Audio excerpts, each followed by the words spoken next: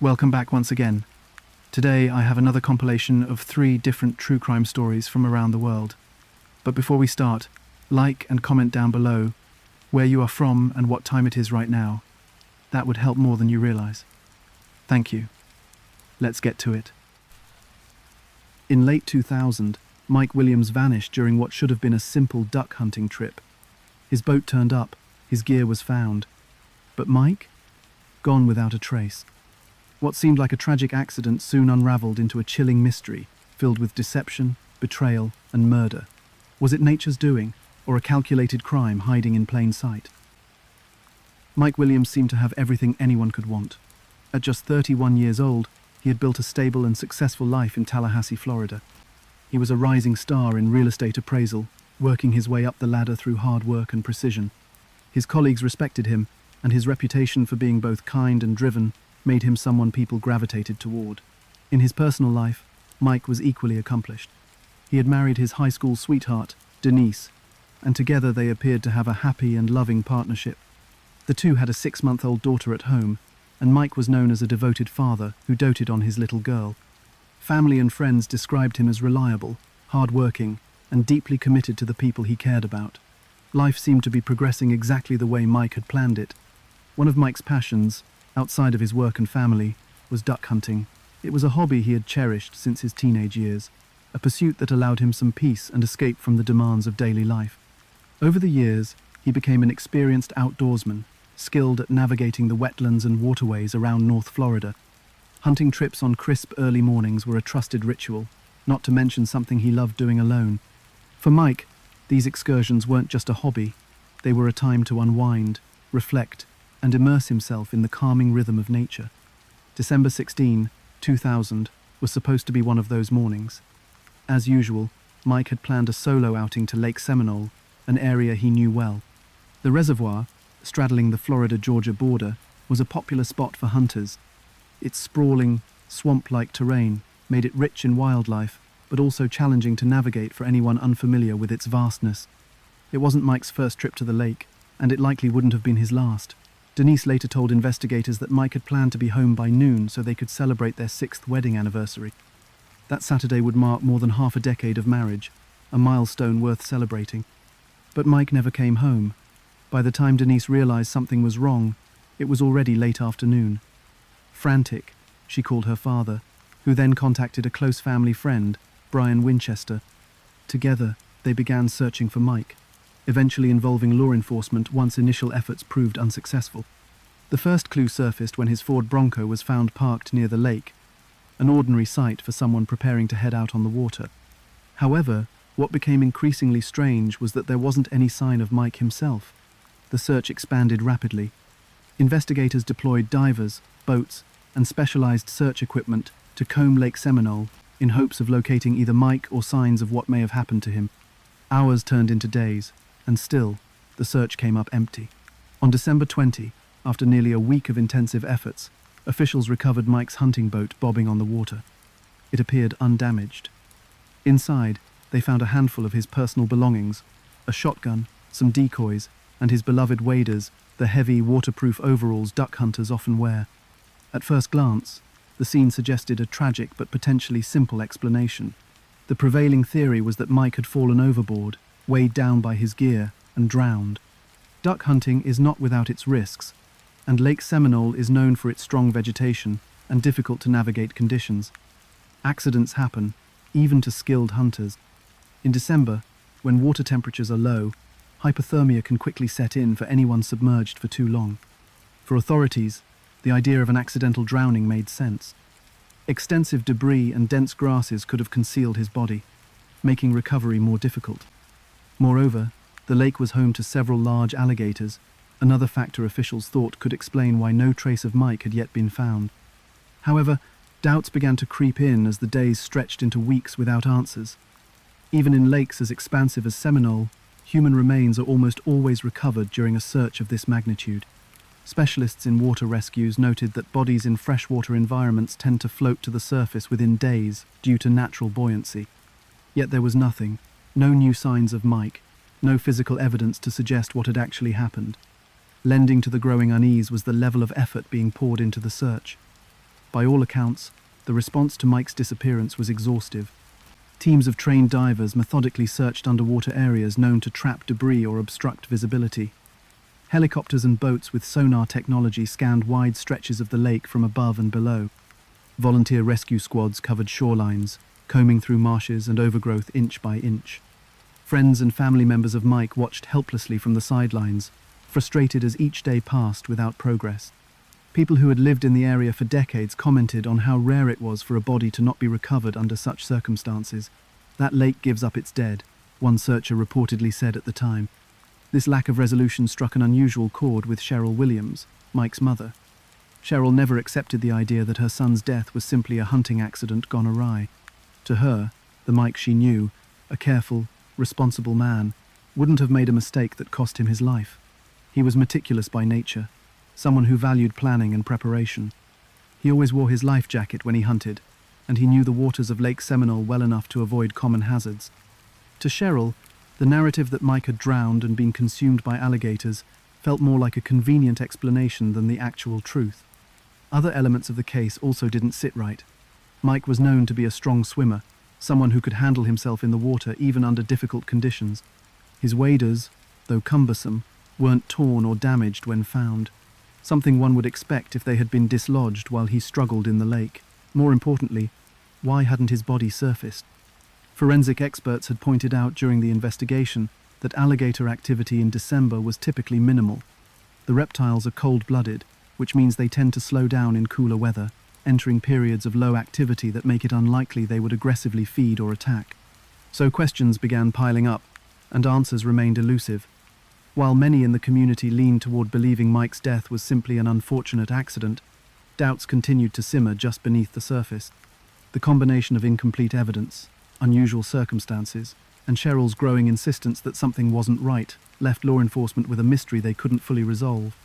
The case remained stagnant, filled with speculation, but largely without any definitive proof to suggest foul play or exonerate it.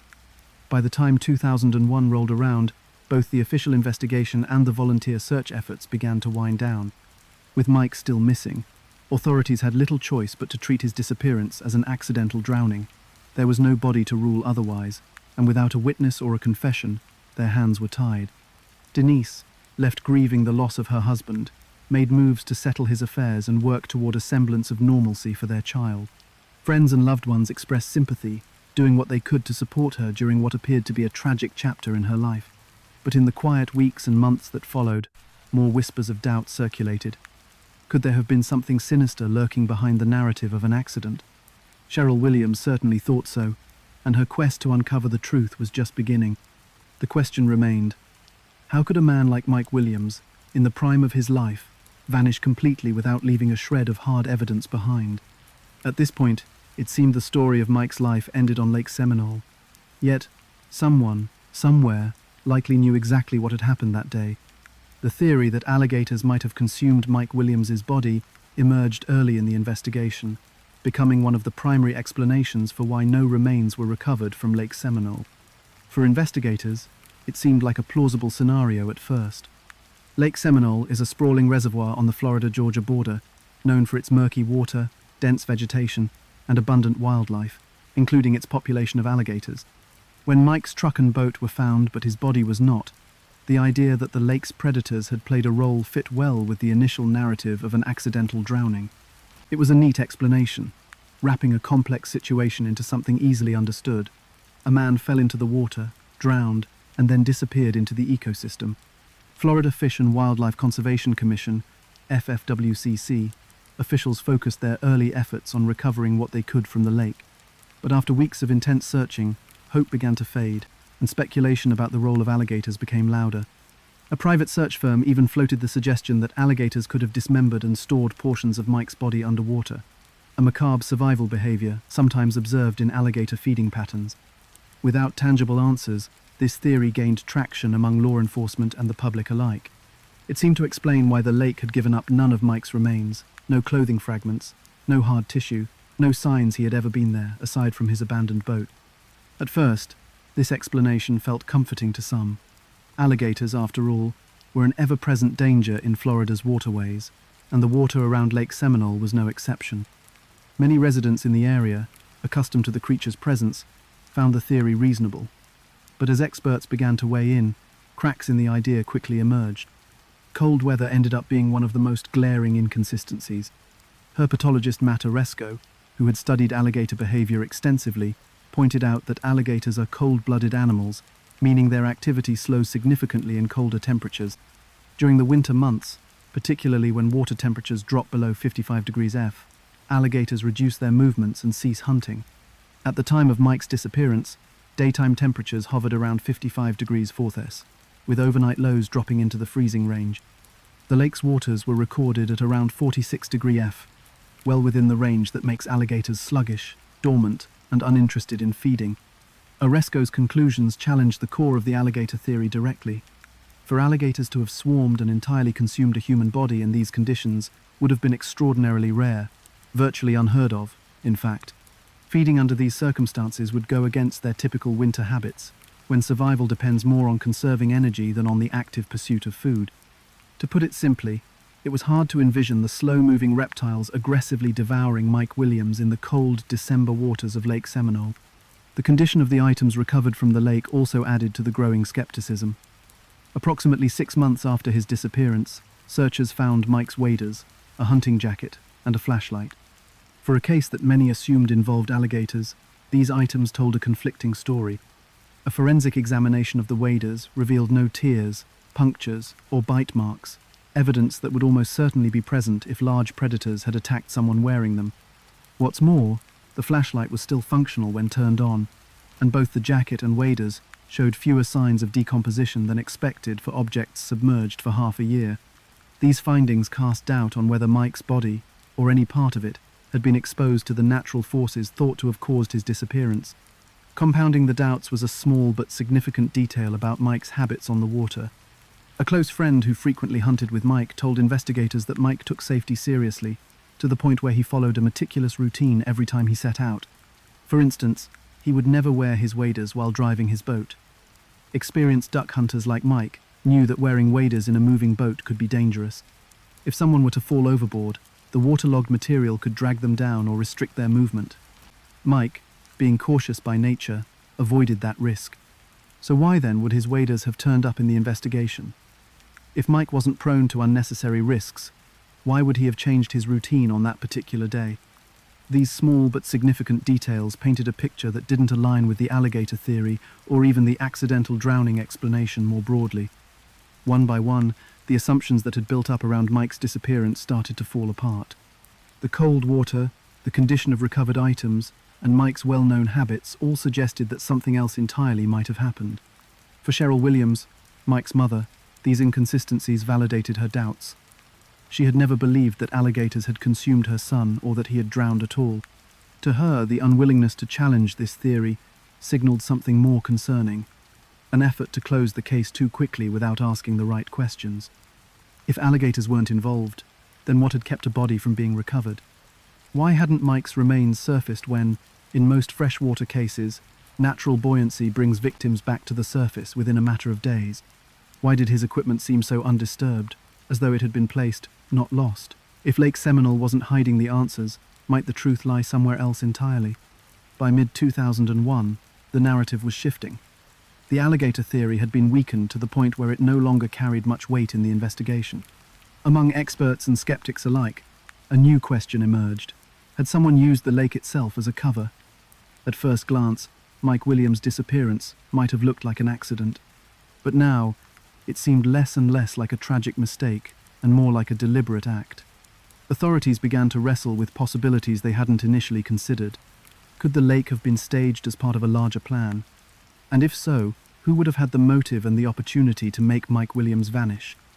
The details surrounding Mike Williams' disappearance just didn't add up. A boat with its engine turned off, a full gas tank, and unscathed hunting gear shouldn't have been part of a drowning narrative knot if the accident unfolded the way investigators initially theorized. But these were exactly the conditions of Mike's belongings when they were found. Each piece of evidence raised new questions, piecing together an unusual and unsettling picture. Let's go back to where it all began. Mike's boat, discovered 4 days after he vanished, roughly 225 feet from the nearest boat ramp. It appeared eerily intact. The engine wasn't idling or even damage at it was completely off. According to the initial theory, Mike had supposedly fallen out after colliding with one of Lake Seminole's many partially submerged tree stumps, which are known hazards for boaters in the area. But there was one glaring problem with this explanation. A representative from the boat manufacturer later confirmed that if Mike had fallen out while the engine was on, it would have continued running, causing the boat to circle aimlessly until the fuel ran out. Instead, the gas tank was full, as though the boat hadn't been in use at all. Why was the engine off? And why did it look like the boat had been deliberately anchored in place? Even its location didn't make sense. At the time of Mike's disappearance, weather in the area included strong westerly winds caused by a storm that swept through. If the boat had been left unmoored and floating, those winds should have pushed it eastward toward the Georgia side of the lake. Instead, it remained close to the Florida boat ramp, where Mike's truck and trailer had been parked. It was as if the boat hadn't drifted much at all, challenging the idea that it had been floating freely after a random accident. Was it simply an anomaly? Or could it suggest the boat was intentionally staged to sell the appearance of an accident? Inside the boat, investigators found more puzzling clues.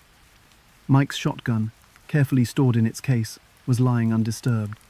Duck hunters take their shotguns out as soon as they're out on the water, prepared to hunt at a moment's notice, especially at prime times of day.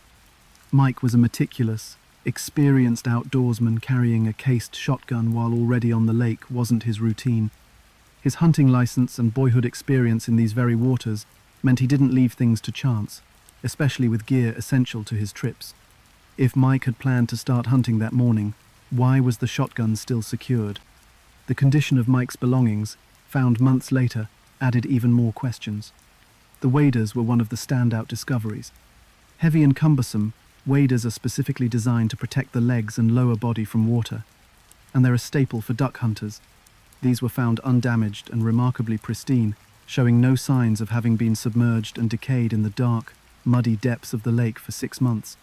In fact, they floated on the surface when finally discovered a sharp contradiction to the initial drowning theory. A forensic analysis confirmed there were no tears, punctures, or deterioration that might indicate exposure to rough waters, debris, or predators. Then there was the flashlight. Recovered with the other items, it was still functional when investigators switched it on. The light came back to life with a simple twist of the switch, totally at odds with the idea that it had spent months under layers of sediment and aquatic plant life. Batteries corrode quickly in humid, submerged conditions, but this one seemed untouched by its supposed ordeal. That single beam of working light contradicted the official claims of long-term immersion. Equally dubious was Mike's hunting jacket, which exhibited minimal signs of environmental wear or decay. Together, the condition of the recovered gear signaled something investigators couldn't ignore. These items may not have been lost during an accident at all. Were they ever submerged for months, or were they strategically placed in the lake long after Mike vanished? Mike's personal habits only deepened the mystery. Witnesses who had hunted with Mike over the years described him as extremely cautious, almost methodical in his approach to water safety. This was not a man prone to risks. One notable habit stood out. Mike refused to wear his waders while driving his boat. The added weight, combined with their restrictive fit, made falling into the water while wearing them a near-certain death sentence. Instead, Mike always waited to put them on after the boat was docked or anchored, once he was prepared to begin hunting. So why would he have been wearing them on the boat that day, as officials implied? This single detail ran counter to everything Mike's friends knew about his personality and habits. It was hard to reconcile this particular point with the accident theory.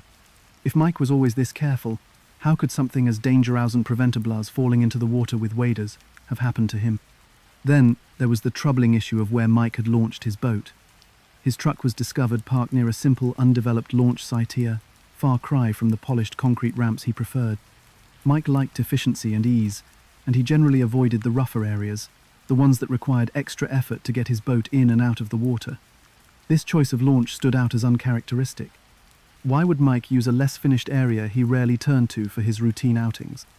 More importantly, did Mike even launch the boat from this ramp at all, or had his truck been parked there by someone else to throw off investigators? The discovery of Mike's items and boat reopened critical questions with each passing development.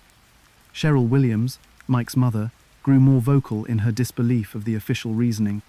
Even while the file labeled Mike's case a tragic accident, she refused to accept it. To her, the inconsistencies surrounding the evidence painted a different picture, one that investigators still hadn't fully acknowledged, and as details came to light, other red flags began to rise. One of the most damning problems of the investigation was its handling in the early hours and days after Mike's disappearance. Investigators failed to secure the boat as a potential crime scene. It was soon returned to Mike's family, as though there were no need to preserve it for further examination. The same occurred with his truck. The area surrounding the boat ramp was never treated as a proper investigative site. In addition, the storm that rolled through after Mike vanished brought dozens of volunteers and curious onlookers to the scene. As efforts to find Mike intensified, the crowds inadvertently compromised any chance of collecting reliable forensic evidence from the area. These accumulated details began to gnaw at anyone paying close attention to the case. Mike's pristine waders, the floating boat with a full gas tank and an engine switched off it was all too strange to accept without more critical analysis. The unsecured scene made it difficult to know whether the original clues even reflected the truth of what had happened that day. It no longer felt like the lake was the only thing keeping the mystery of Mike Williams from being solved. It was starting to feel like someone had gone to great lengths to ensure questions outnumbered answers. With no body and no solid explanation, what had first looked like a tragic accident was starting to feel completely different. If Mike hadn't drowned accidentally in Lake Seminole, then what did happen? And if someone staged the boat, the gear, or even the truck, why would they go to such trouble? Each of these discrepancies brought the investigation one step closer to a possibility more chilling than any alligator-infested marsh.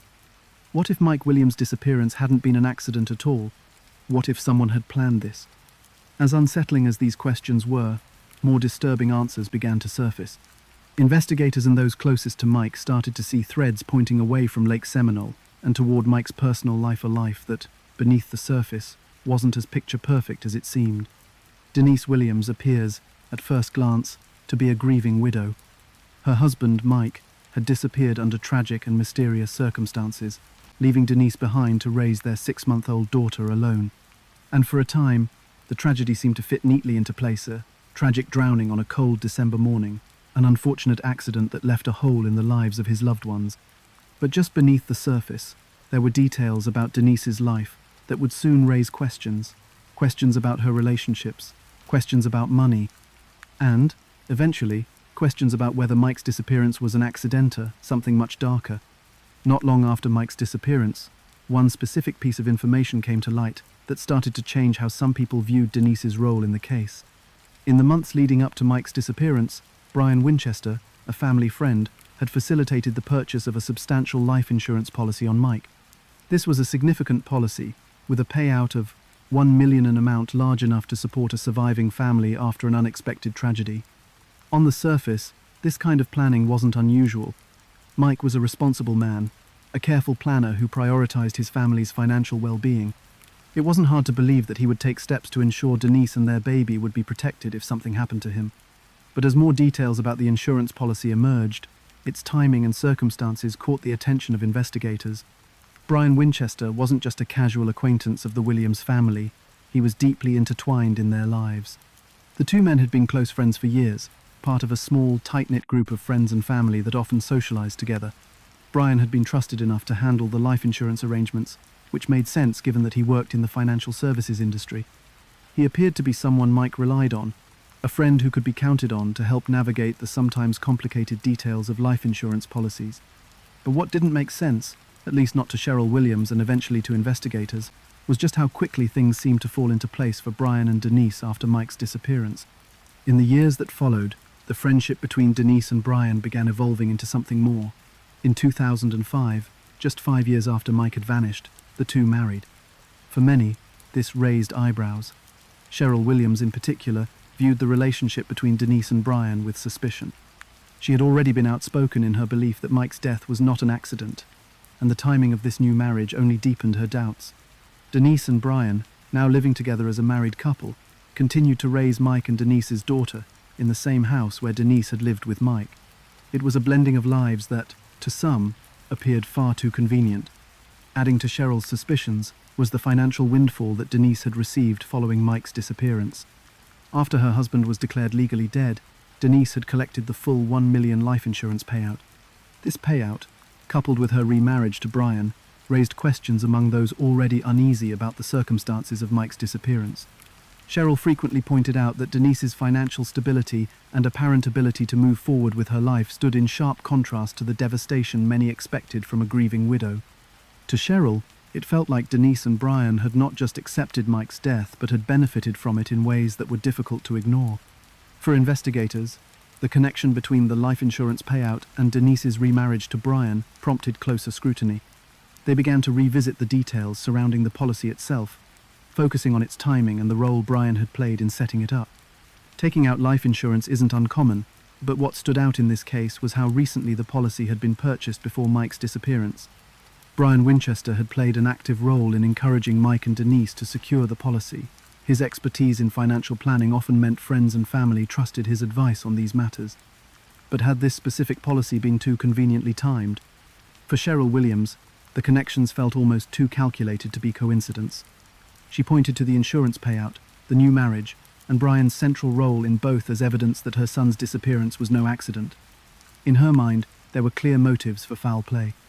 Mike was the obstacle, and his death had cleared the way for both financial gain and a life together for Denise and Brian. Her relentless lobbying of law enforcement to reopen Mike's case became all the more intense as these suspicions bubbled to the surface. Still, authorities hesitated to act. The case remained cold for years after Mike was declared legally dead. Without a body or solid evidence of foul play, there wasn't much to prove that animosity or a crime existed. While the connection between Denise and Brian raised questions publicly, it wasn't enough to bring any official charges. The fact that someone benefited financially from a life insurance policy didn't automatically make them a suspect. In the eyes of the law, lifting suspicions to the level of definitive proof required more than public discomfort. The timeline of Denise and Brian's relationship, however, became increasingly difficult for investigators to overlook. Cheryl's persistence kept the case alive in the public sphere, and little by little, former acquaintances of the couple began to come forward with observations that suggested their connection had developed well before Mike's disappearance. Early hints of affection between the two reportedly existed within social circles prior to December. 2,000 details that added more fuel to Cheryl's belief that this wasn't simply two people leaning on each other during a shared loss. Were Denise and Brian romantically involved before Mike disappeared? If so, it added a new layer to the investigation surrounding Mike's supposed accident at Lake Seminole. In hindsight, Cheryl viewed her son's death as the starting point for Denise and Brian's life together. Although Denise was publicly quiet about Mike's death, Cheryl believed her actions spoke volumes. Cheryl often raised the question with investigators: how could someone move on so quickly, so smoothly, without a deeper reason? The financial windfall from that life insurance policy and the publicity that followed their eventual marriage put Denise and Brian in an uncomfortable spotlight. And while they attempted to portray a new life of normalcy, the whispers of those who knew them began to shift the tone of the narrative. Despite Cheryl's relentless efforts, law enforcement was slow to act. For years, the story of Mike's disappearance stayed frozen in place, untouched by new evidence or significant breakthroughs. Investigators knew something didn't align perfectly with an accidental drowning, but they lacked the hard evidence needed to fully pursue another line of inquiry. Denise and Brian's marriage fueled suspicion, but wasn't proof of any wrongdoing. The insurance payout seemed ill-timed, but, on its own, wasn't enough to unwind the complicated web of relationships. There were no eyewitnesses, no physical evidence, and no clear motive, at least in legal terms. What Cheryl didn't realize during those years of frustration and waiting was that the facade of Denise and Brian's life together was already beginning to crack. Behind closed doors, their relationship was far from the perfect partnership it appeared to be. Trouble between the two would eventually lead to desperate actions on Brian Winchester's part that, years later, would break open the case and shed light on the truth behind Mike Williams' disappearance. By the early 2000s, Cheryl could feel momentum building, even if progress felt slow. Over time, public pressure began to mount, and with each media appearance Cheryl made, she refused to let her son's story fade from memory. Her accusations against Brian and Denise grew sharper, louder, and more pointed as she became convinced Mike had met with foul play. Authorities eventually reopened the case in 2004, largely due to Cheryl's tireless advocacy. But as investigators took a second look, they would come to see just how tangled the story of Denise, Brian, and Mike really was. And while this chapter of the case focused on the beginnings of suspicion, the truth was only just starting to surface. It would take years and an act of desperation by Brian Winchester before the full scope of what happened to Mike Williams came to light. Cheryl Williams couldn't shake the feeling that something was wrong. From the moment she heard the explanation of her son's disappearance, a presumed drowning accident in the murky waters of Lake Seminole, was unconvinced. The idea that Mike, a cautious outdoorsman and strong swimmer, could slip beneath the surface without a trace and somehow not resurface never sat right with her. Then there was the fact that experienced searchers, equipped with sonar and dive teams, hadn't found a single piece of conclusive evidence to support a drowning.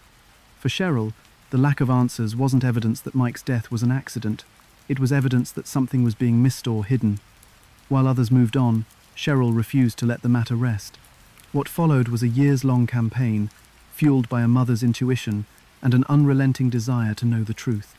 Cheryl's fight for answers began in 2000, in the immediate aftermath of Mike's disappearance. At first, like anyone in her position, she hoped for a quick resolution, but as days turned into weeks and still no body was recovered, her hope turned to frustration. The lack of physical evidence, the inconsistencies in the theories, and the neatly tied-up conclusion of an accidental drowning felt premature, worse, wrong. With few allies and even fewer resources, Cheryl launched her own efforts to uncover what had really happened to her son. She began reaching out to local authorities, questioning every detail she could about the investigation. She wanted to know why the search had turned up empty and why law enforcement seemed so willing to close the case after only a few weeks of searching. Her questions often fell on deaf ears. Cheryl was met with resistance, sometimes outright dismissal from the agencies involved in the early stages of the investigation. One problem, it seemed, was the lack of clear-cut evidence pointing to foul play. Without a crime scene, a motive, or even a body, law enforcement saw no justification to treat Mike's disappearance as anything but a tragic accident. Cheryl's concerns were often brushed aside, and she found herself fighting not just to prove her point but to have it heard at all. Faced with official indifference, Cheryl decided to take matters into her own hands. She turned to her community, hoping to keep Mike's case in the public eye. Cheryl used local newspapers to her advantage, purchasing ads that asked for information and encouraged anyone with knowledge of the disappearance to come forward. She was strategic, knowing that the more attention she could draw to her son's story, the harder it would be for authorities to ignore. Billboards soon went up near high-traffic areas, reminding everyone in the region that Mike Williams was still missing and that his mother wasn't giving up. In Cheryl's mind, forgetting was not an option. But Cheryl didn't stop with public appeals. She also approached state officials, writing letters to explain her concerns and demand further action. Her persistence was staggering. She reportedly wrote a letter to Florida Governor Rick Scott every single day for months, asking him to assign the case to another agency or appoint a special prosecutor. In total, she sent more than 200 letters, yet they went unanswered. The silence from top officials only fueled Cheryl's anger. She believed the system was failing her son, and she was determined to make sure that wouldn't happen. By 2004, these efforts finally started to make a dent. The Florida Department of Law Enforcement, FDLE, agreed to revisit the case nearly 4 years after Mike disappeared. For Cheryl, this small breakthrough was proof that persistence worked. But getting the case reopened was just one step. The real battle would be whether anyone could find the evidence to crack it open. Cheryl continued to push, refusing to let momentum stall. She kept speaking out, emphasizing the inconsistencies in Mike's case, and making it clear she had no plans to quit until she had answers. Throughout this time, Cheryl faced significant challenges. Her unwavering belief that Mike had not drowned wasn't always met with sympathy or support. Friends, neighbors, and even some family members began to question why she couldn't let go. People criticized her for holding on to what they saw as false hope, insisting that Mike's death was simply a tragedy, not a mystery. But Cheryl didn't back down. She famously told reporters in 2007, "I get criticized a lot for not admitting that Mike's dead. All I know is I can't stop looking for him until I find him." To her, the unanswered questions weren't just an obstacle, they were a sign that someone wasn't telling the truth. Cheryl's determination extended to the media as well. In 2012, Mike's story was featured on an episode of Disappeared, a popular true crime series on Investigation Discovery. Cheryl played a key role in ensuring the show featured the case, knowing that national attention could apply a fresh kind of pressure to those involved. The episode brought Mike's story to a wider audience, renewing interest in the bizarre circumstances of his disappearance.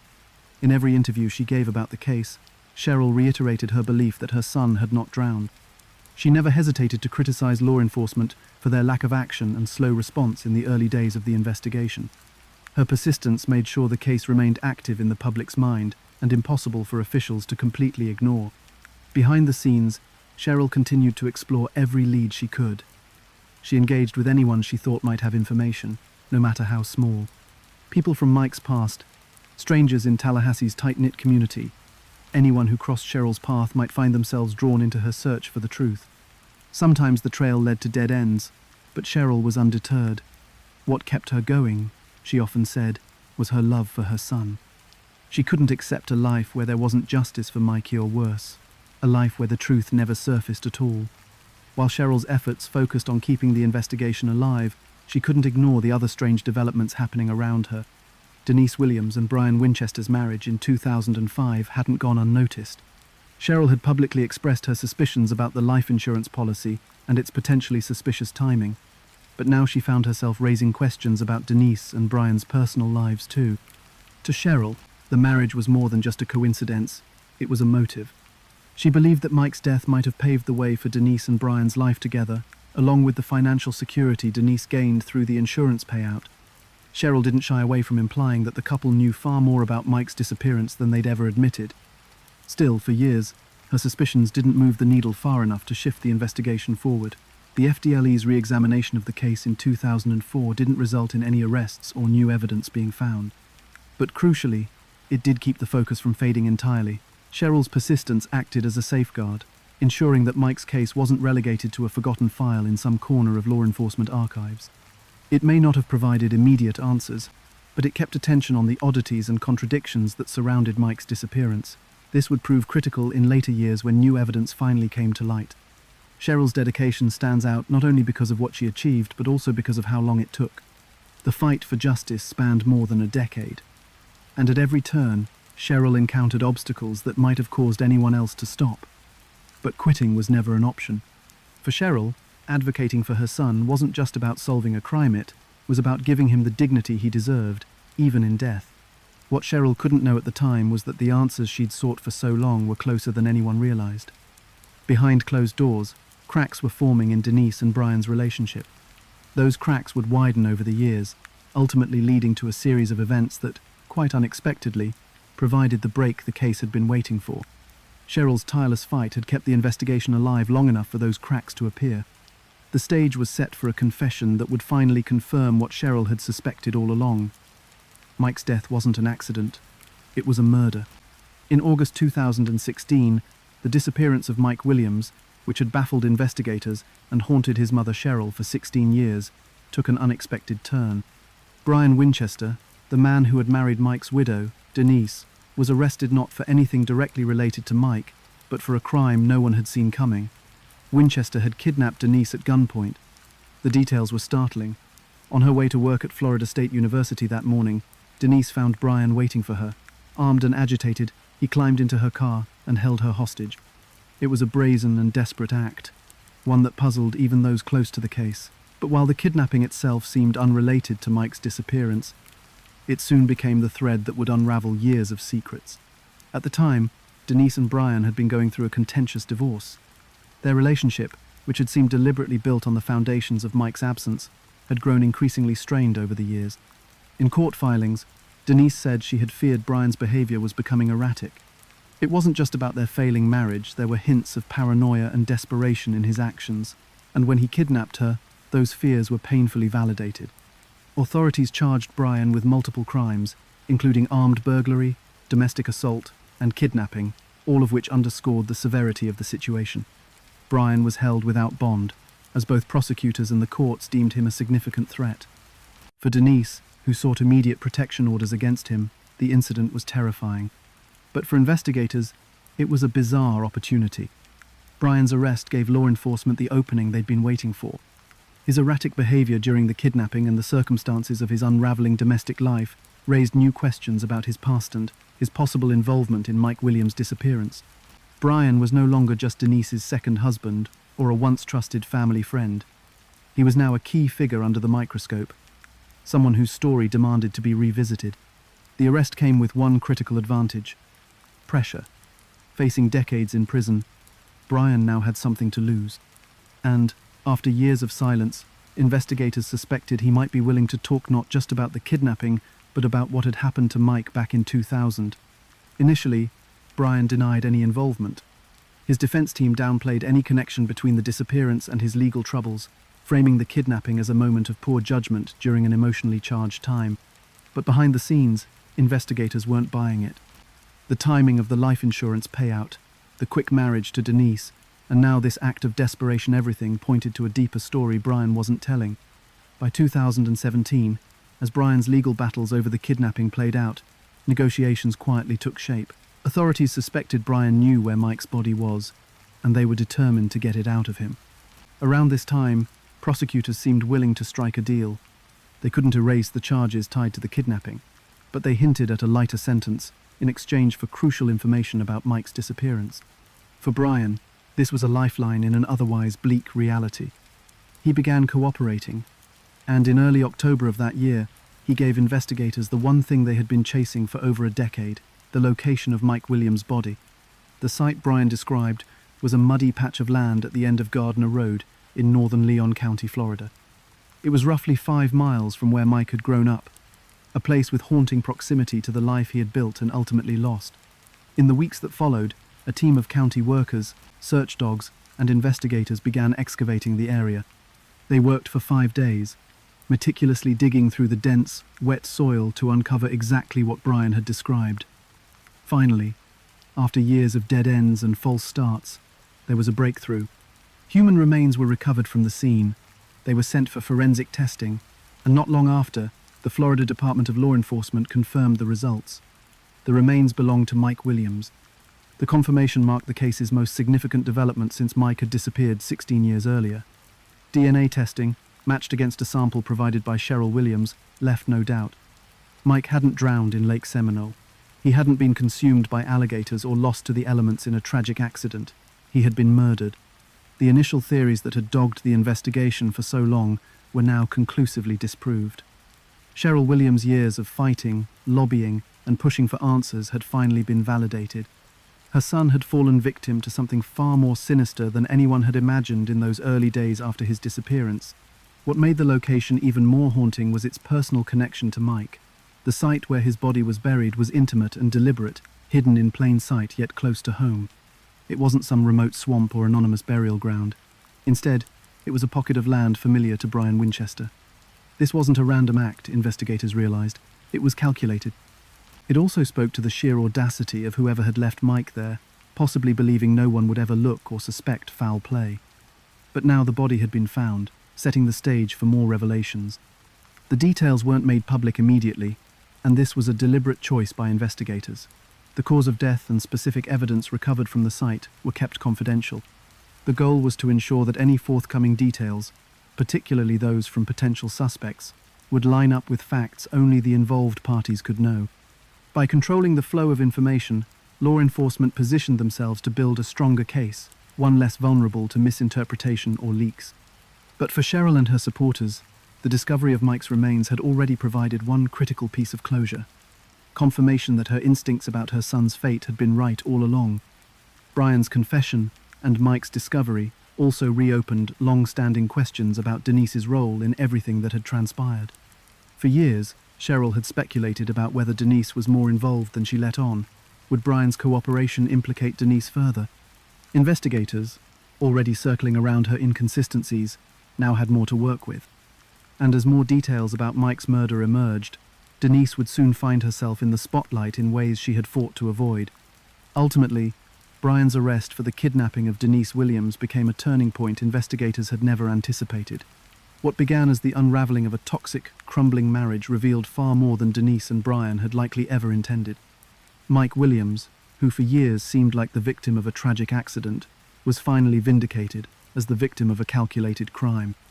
His remains, recovered and positively identified, told a story no one could ignore.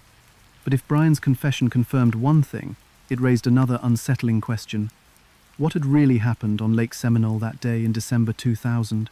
What role had Denise played, if any? And what motivations had turned a trusted best friend and a loving wife into suspects in a murder case? The discovery of Mike's body wasn't just a resolution, it was the start of a new phase in the investigation. Now, investigators had the proof they needed to begin asking harder questions. And as they turned to the circumstances of Mike's death, Brian's confession would reveal nearly unthinkable details about betrayal, deceit, and the length some people will go to for love, money, and a life free of obstacles. But for Cheryl, it was the moment she had been fighting for all along.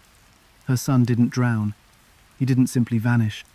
Someone had taken him, buried him, and stolen his life. The truth behind Mike Williams' disappearance was chilling. For years, his death had looked like a tragic accident. But in 2017, Brian Winchester revealed a story no one had imagined. It was a crime that had been set in motion months before that December morning, in 2000, carefully plotted and executed by two people Mike trusted most: his wife, Denise, and his best friend, Brian. The details, according to Brian's confession, exposed a murder wrapped in betrayal, greed, and manipulation.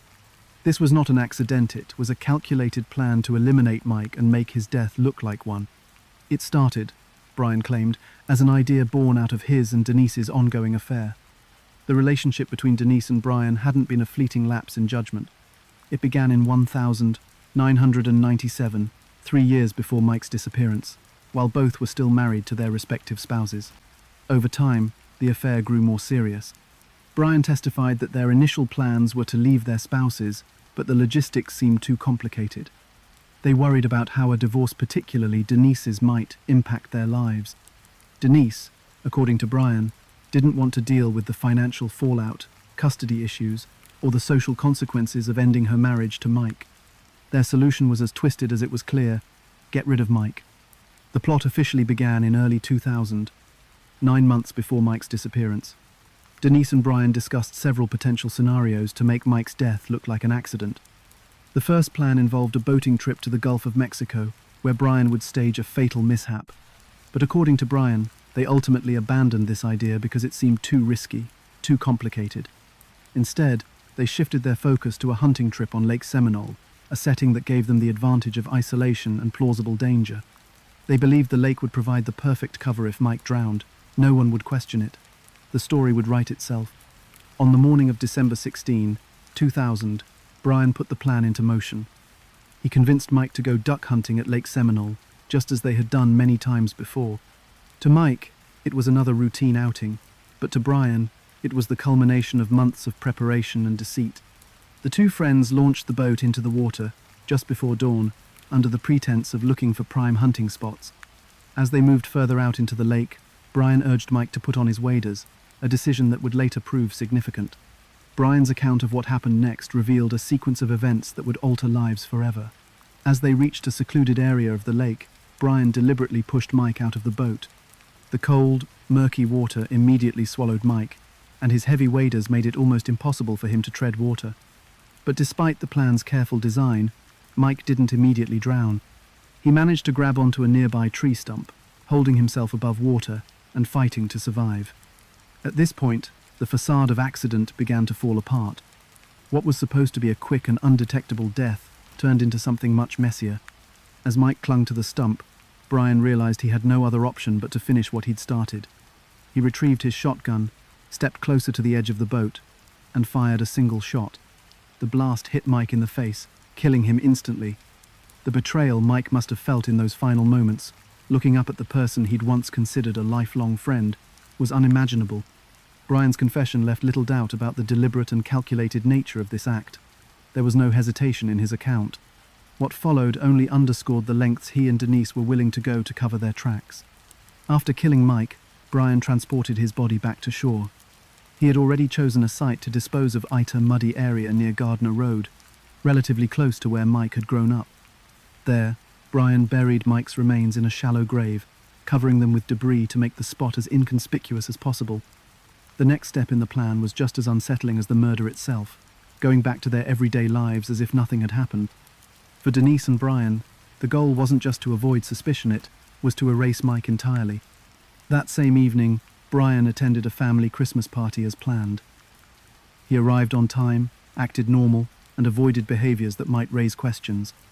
Denise, back at home with their infant daughter, played her role as the concerned wife without hesitation. For a time, the plan appeared to work.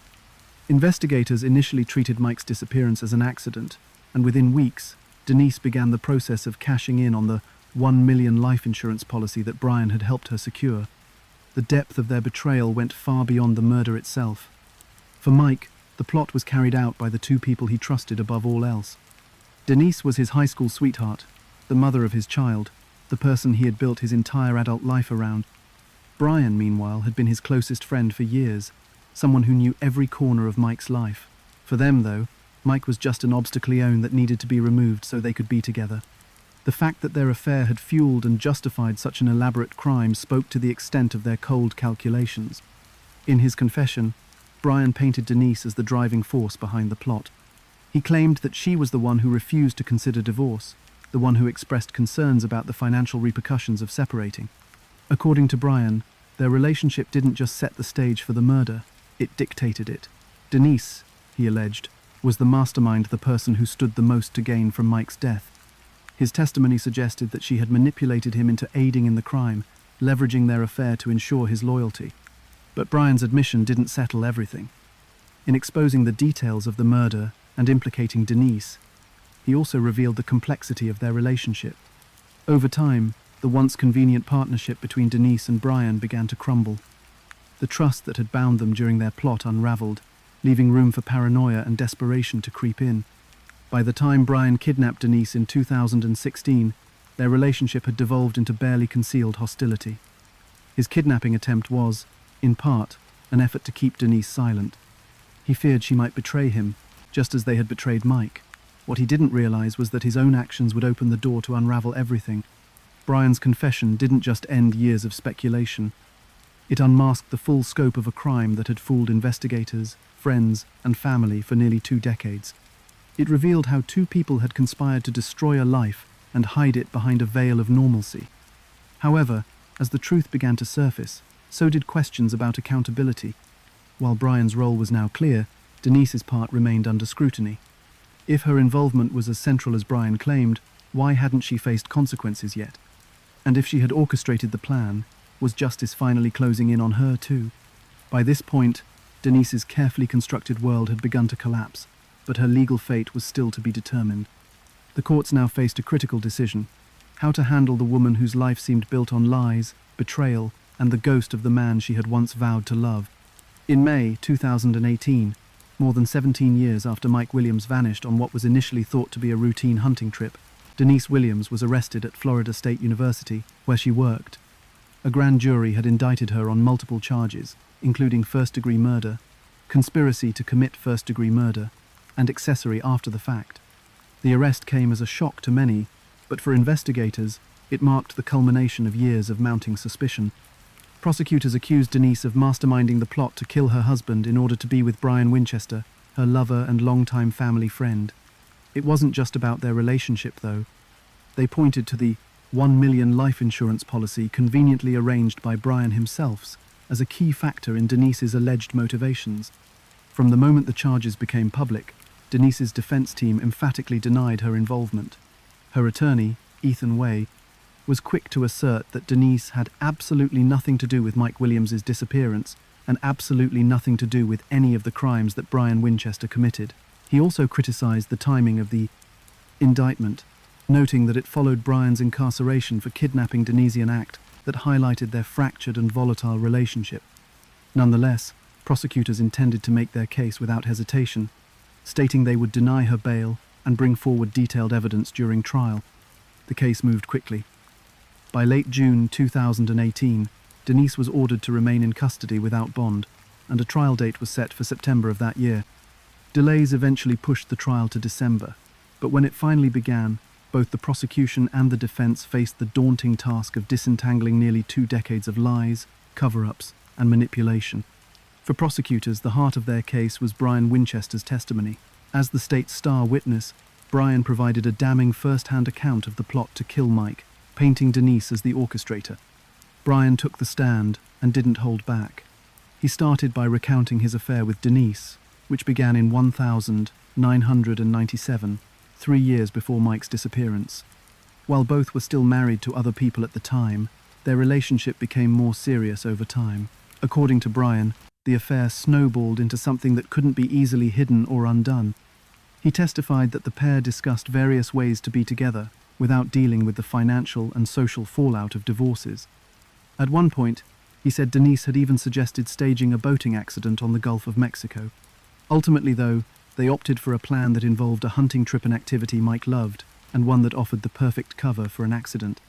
In chilling detail, Brian described the events of December 16, 2000, the day he lured Mike to Lake Seminole with a promise of a routine duck hunting trip. Once on the water, Brian pushed Mike out of the boat, expecting him to drown quickly in the cold, murky lake while weighed down by his waders.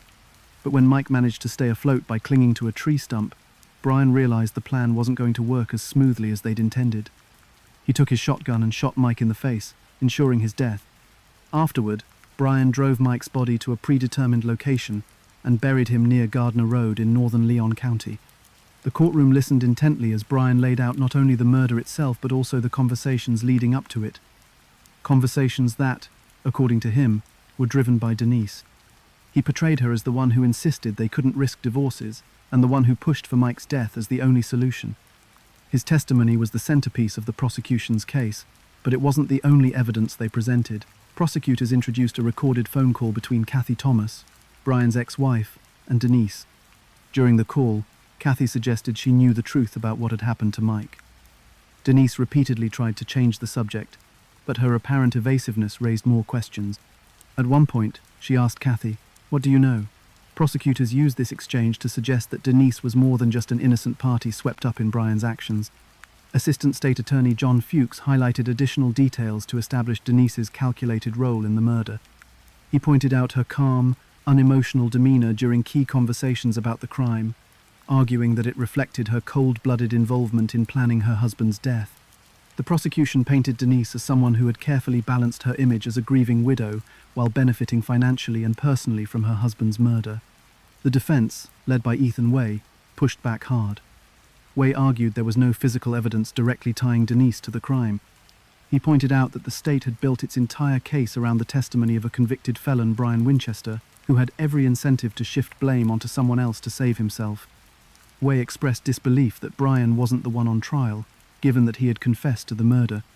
He framed Brian as an unreliable and self-serving witness whose plea deal had allowed him to avoid punishment for his actions. After 4 days of testimony, the case went to the jury. They deliberated for 8 hours, carefully weighing the conflicting narratives put forth by the prosecution and the defense. In the end, the jury returned a verdict. Denise Williams was guilty on all counts, including first-degree murder and conspiracy to commit murder. For Cheryl Williams, who had fought tirelessly for justice for her son, the verdict was vindication after nearly 2 decades of waiting and wondering. During sentencing in February 2019, Cheryl addressed the court and spoke of the pain Denise had caused. She said Denise had not only taken her son, but had also taken her granddaughter, Ansley, by cutting Cheryl out of their lives in the years following Mike's death. Denise, for her part, remained silent during sentencing. The court handed down a life sentence with no possibility of parole, ensuring that Denise would spend the rest of her life behind bars. The conviction brought some semblance of closure to the tragedy, but it didn't end the ripple effects of what had happened. 5 months after her sentencing, new developments added another layer to the aftermath. Denise signed over all assets tied to Mike's estate and insurance payouts to their daughter, Ansley. In doing so, she avoided prosecution for insurance fraud deal that came with strict conditions. Ansley was prohibited from using the funds to support Denise's legal appeals. Should she violate the agreement, she risked a 150-0 penalty.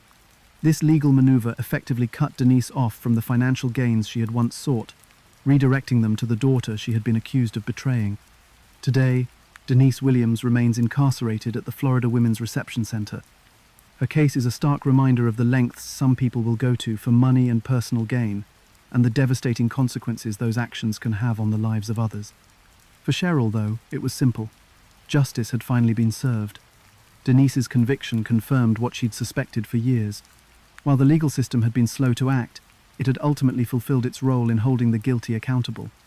Still, the lingering question for many is how Mike's death could have been disguised as an accident for so long, and how easily it could have stayed that way had it not been for years of unrelenting pressure from Cheryl to uncover the truth. At first glance, the disappearance of Mike Williams seemed straightforward, a hunter caught in the wrong place at the wrong time in Lake Seminole's treacherous waters. But what began as a presumed accident unraveled into a story of deception, greed, and murder, proving just how misleading appearances can be.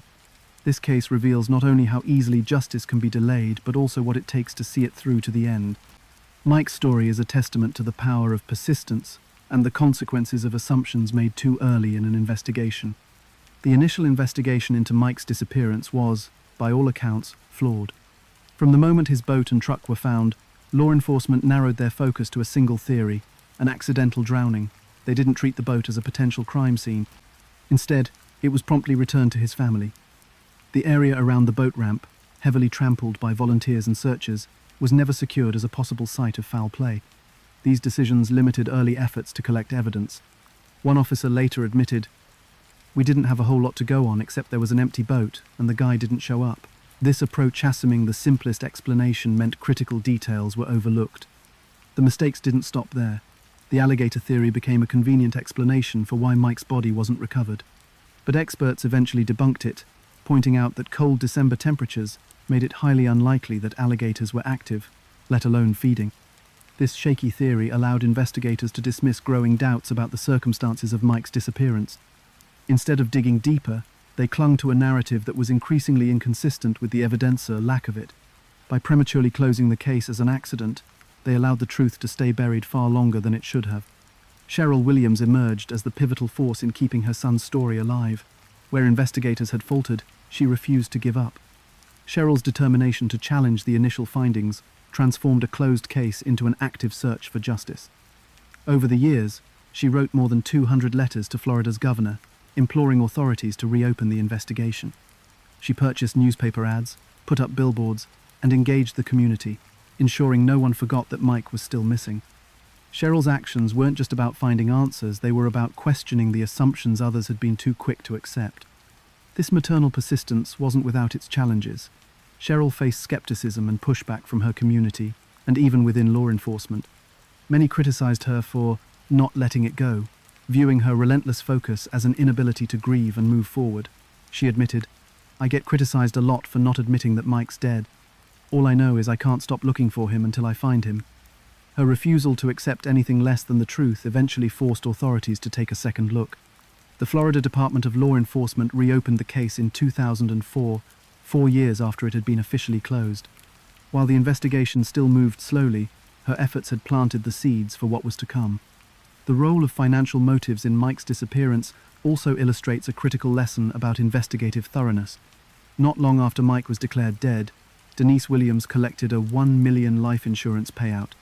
While this would have raised immediate suspicions in other cases, it didn't lead to further scrutiny at the time. Investigators overlooked the details of the policy, which had been arranged by Brian Winchester, Denise's close confidant and later her husband. Together, Denise and Brian had the means, motive, and opportunity to benefit from Mike's death, something that only became clear years later when the case was officially revisited. The financial aspect highlights just how complicated missing persons investigations can become when relationships and money are involved. Authorities initially treated Denise and Brian's relationship as coincidental, not conspiratorial.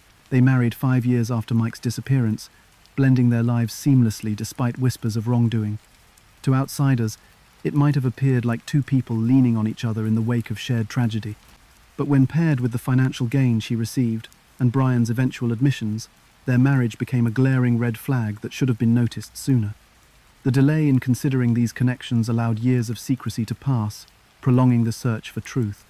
Another systemic issue the case exposed was the failure to think beyond the idea of a routine accident. The Florida Fish and Wildlife Conservation Commission, which led the initial search, treated the case as a missing hunter incident from the start. While it's natural to assume the most straightforward explanation, doing so can lead investigators to overlook pivotal details. In Mike's case, this meant prematurely dismissing the possibility of foul play. Once the drowning theory took root, it framed every decision that followed. The search for evidence became an effort to confirm drowning, not to rule out alternative scenarios even, when the recovered items, from his perfectly intact waders to his floating flashlight, painted a conflicting picture.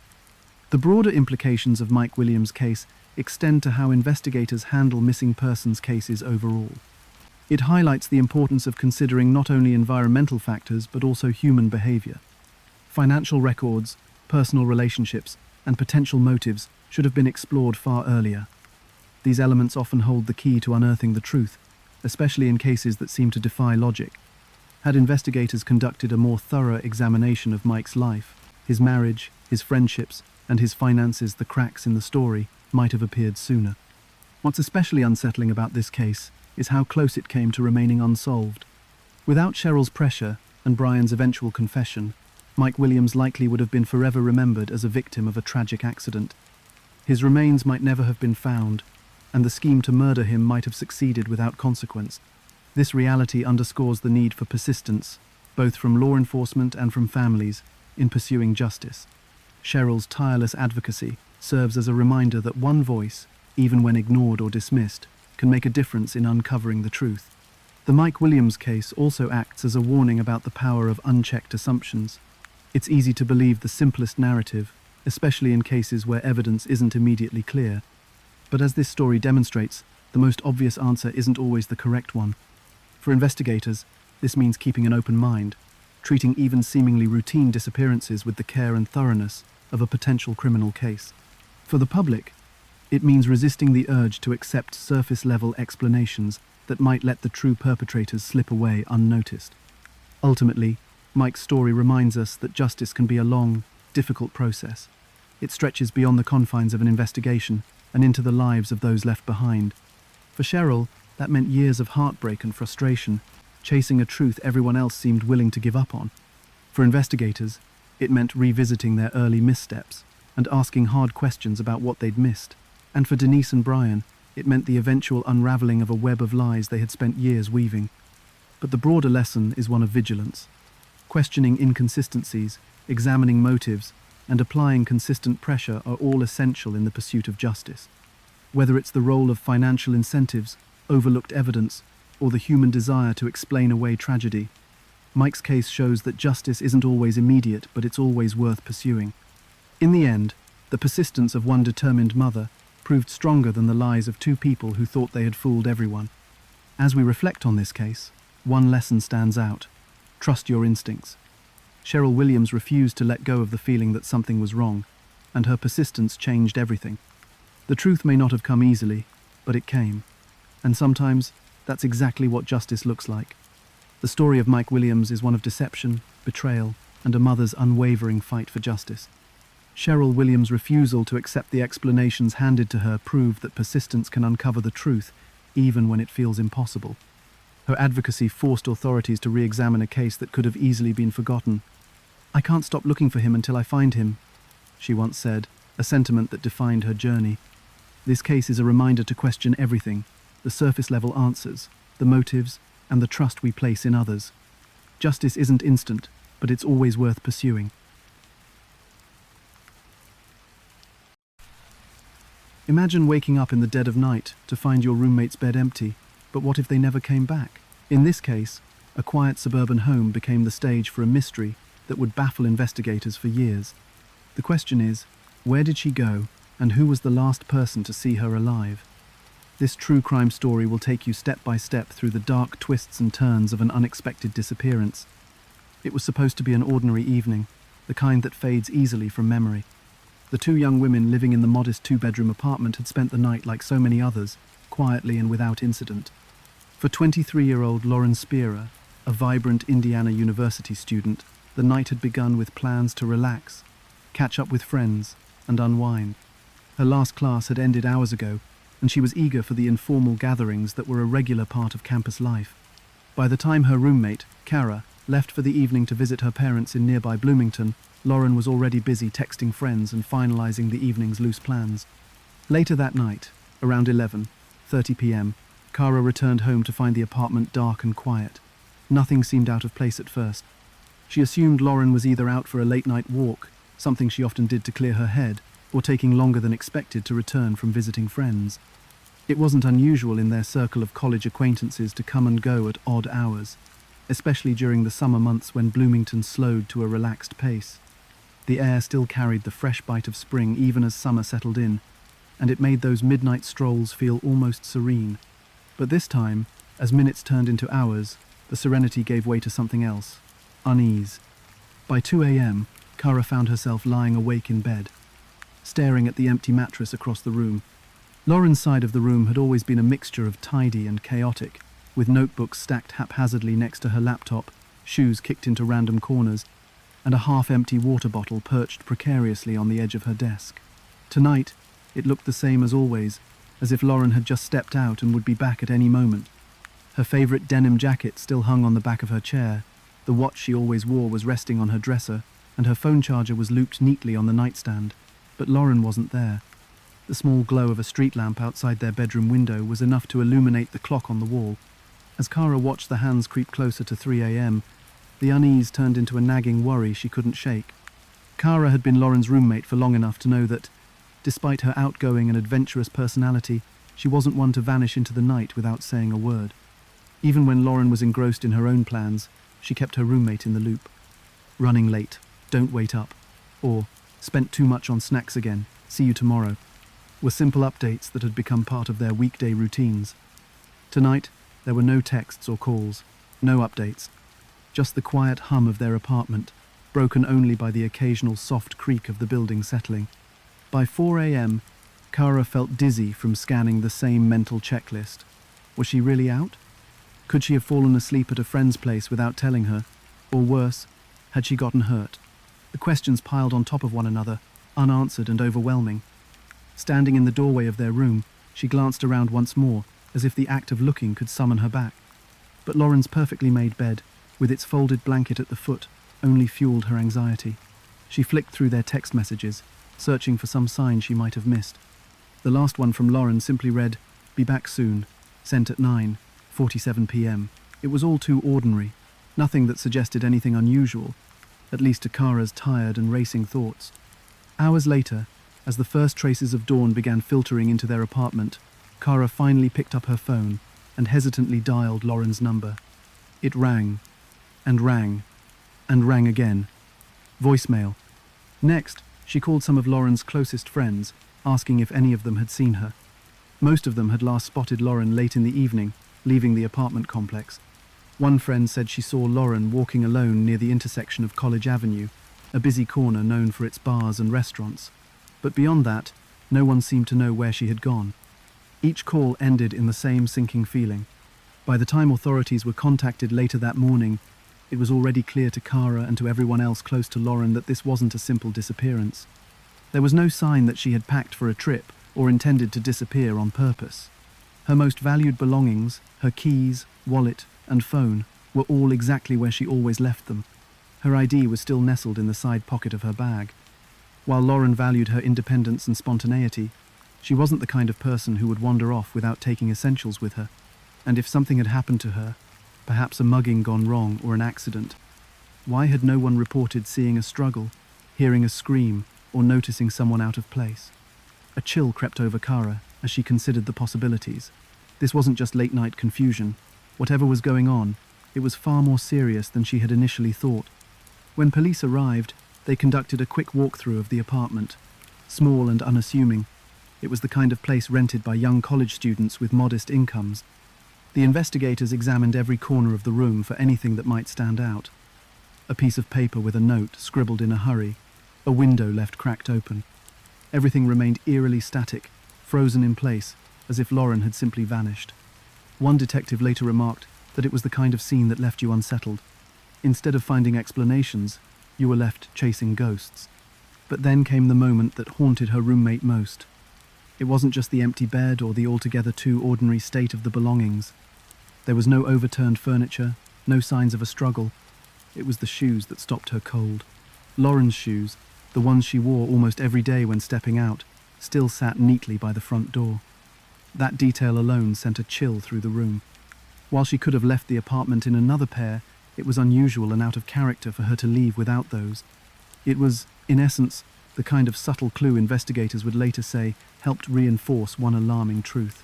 Lauren hadn't left that apartment for a casual errand or spontaneous outing. Something unforeseen had happened. So what now? As early as the first few hours of the investigation, detectives had but one goal: retrace Lauren's last steps. Conversations with witnesses would only help so much. They knew quickly that the physical evidence, or lack thereof, might be their best chance at uncovering her movements. What did the empty apartment hold that they had missed in those initial scans? For the police, the first critical task was piecing together the quiet mysteries left behind. But as the day ticked past and hope of finding Lauren safely began to dwindle, they couldn't escape an ominous possibility creeping into every corner of their theories. Whatever happened to Lauren Spira that night, her disappearance was connected to someone or something skilled at evasion. What would come next would not just test the resolve of her friends and family, but challenge the very limits of the investigators on the case. So what did the investigators find when they began to search for those first critical clues? How would the quiet details of an untouched apartment speak louder than any words? The apartment stood as if frozen in time, every item meticulously locked in its place, as if still anticipating Lauren's return. Investigators arrived mid-morning, stepping into her shared living space with the kind of caution that came with experience. The small, tidy entry hall opened into a modest living room, its worn carpets and mismatched furniture giving off the unmistakable charm of a student's budget. It was clear that this space wasn't prepared for visitors but made for quiet moments spent alone or with friends. Posters of indie bands and faded family photos dotted the walls, reminders of two vibrant young women building their worlds within this little home.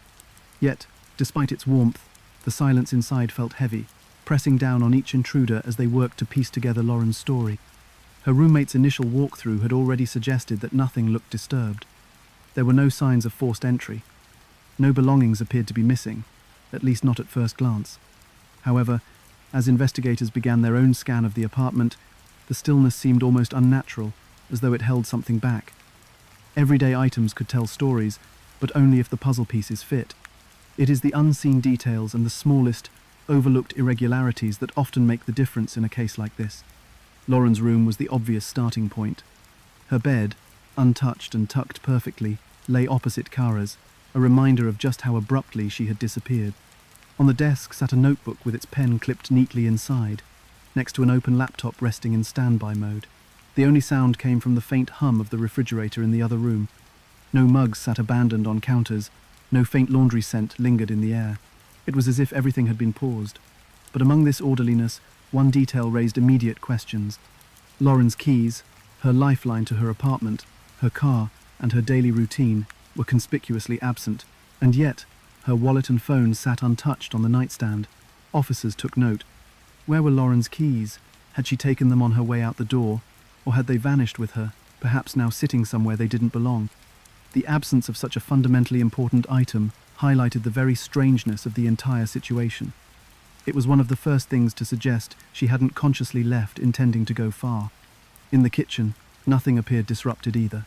The sink was empty, the counters meticulously clean aside from a stray bracelet left by the sink. Kara confirmed it belonged to Lauren, one of her favourites in fact, though she wore it almost constantly. Most people might not have noticed it at all, but detectives instantly flagged it. One officer later commented, "Leaving behind something sentimental like jewellery, it stands out. It's a subtle sign we've seen before. It suggested she wasn't acting on her usual habits when she left." Then came the living room. The unlocked front door caught the attention of the team. While some might wave off an unlocked door as forgetfulness, it felt unusual here, an indicator of something more. Kara had remembered locking the door earlier that evening, long before Lauren's "be back soon" text. Lauren, too, wasn't the sort to forget. Simple things like locking up were second nature for a woman navigating her independence among friends and strangers alike.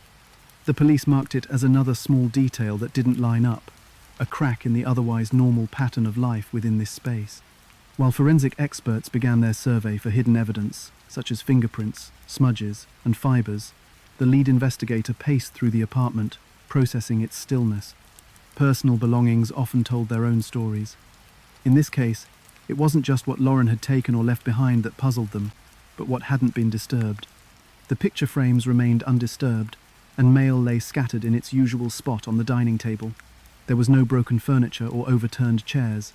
It felt sterile, yet suffocating. The first real break arrived when Kara unearthed what she had initially missed.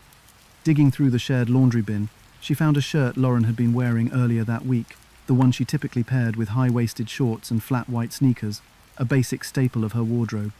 On closer inspection, Kara noticed faint discoloration above the hem, a reddish smear, so faint it could have been missed entirely. She hesitated before calling it to the investigators' attention. From there, it was sent to the forensics lab. Police weren't prepared to draw immediate conclusions. but officers acknowledged the significance of any potentially blood-like stain, no matter how faint. It wasn't just the mark itself. It was the question of why such a thing would exist there in the first place. Had something gone unnoticed earlier that week, or was this now a tangible connection to something darker? Outside Lauren's room, another oddity began to shape the theory of foul play.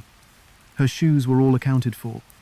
Lauren wasn't one to go far without them, especially her everyday sneakers, which still sat neatly by the door. This detail carried weight. It suggested, unequivocally, that she hadn't been planning for a long walk or errand.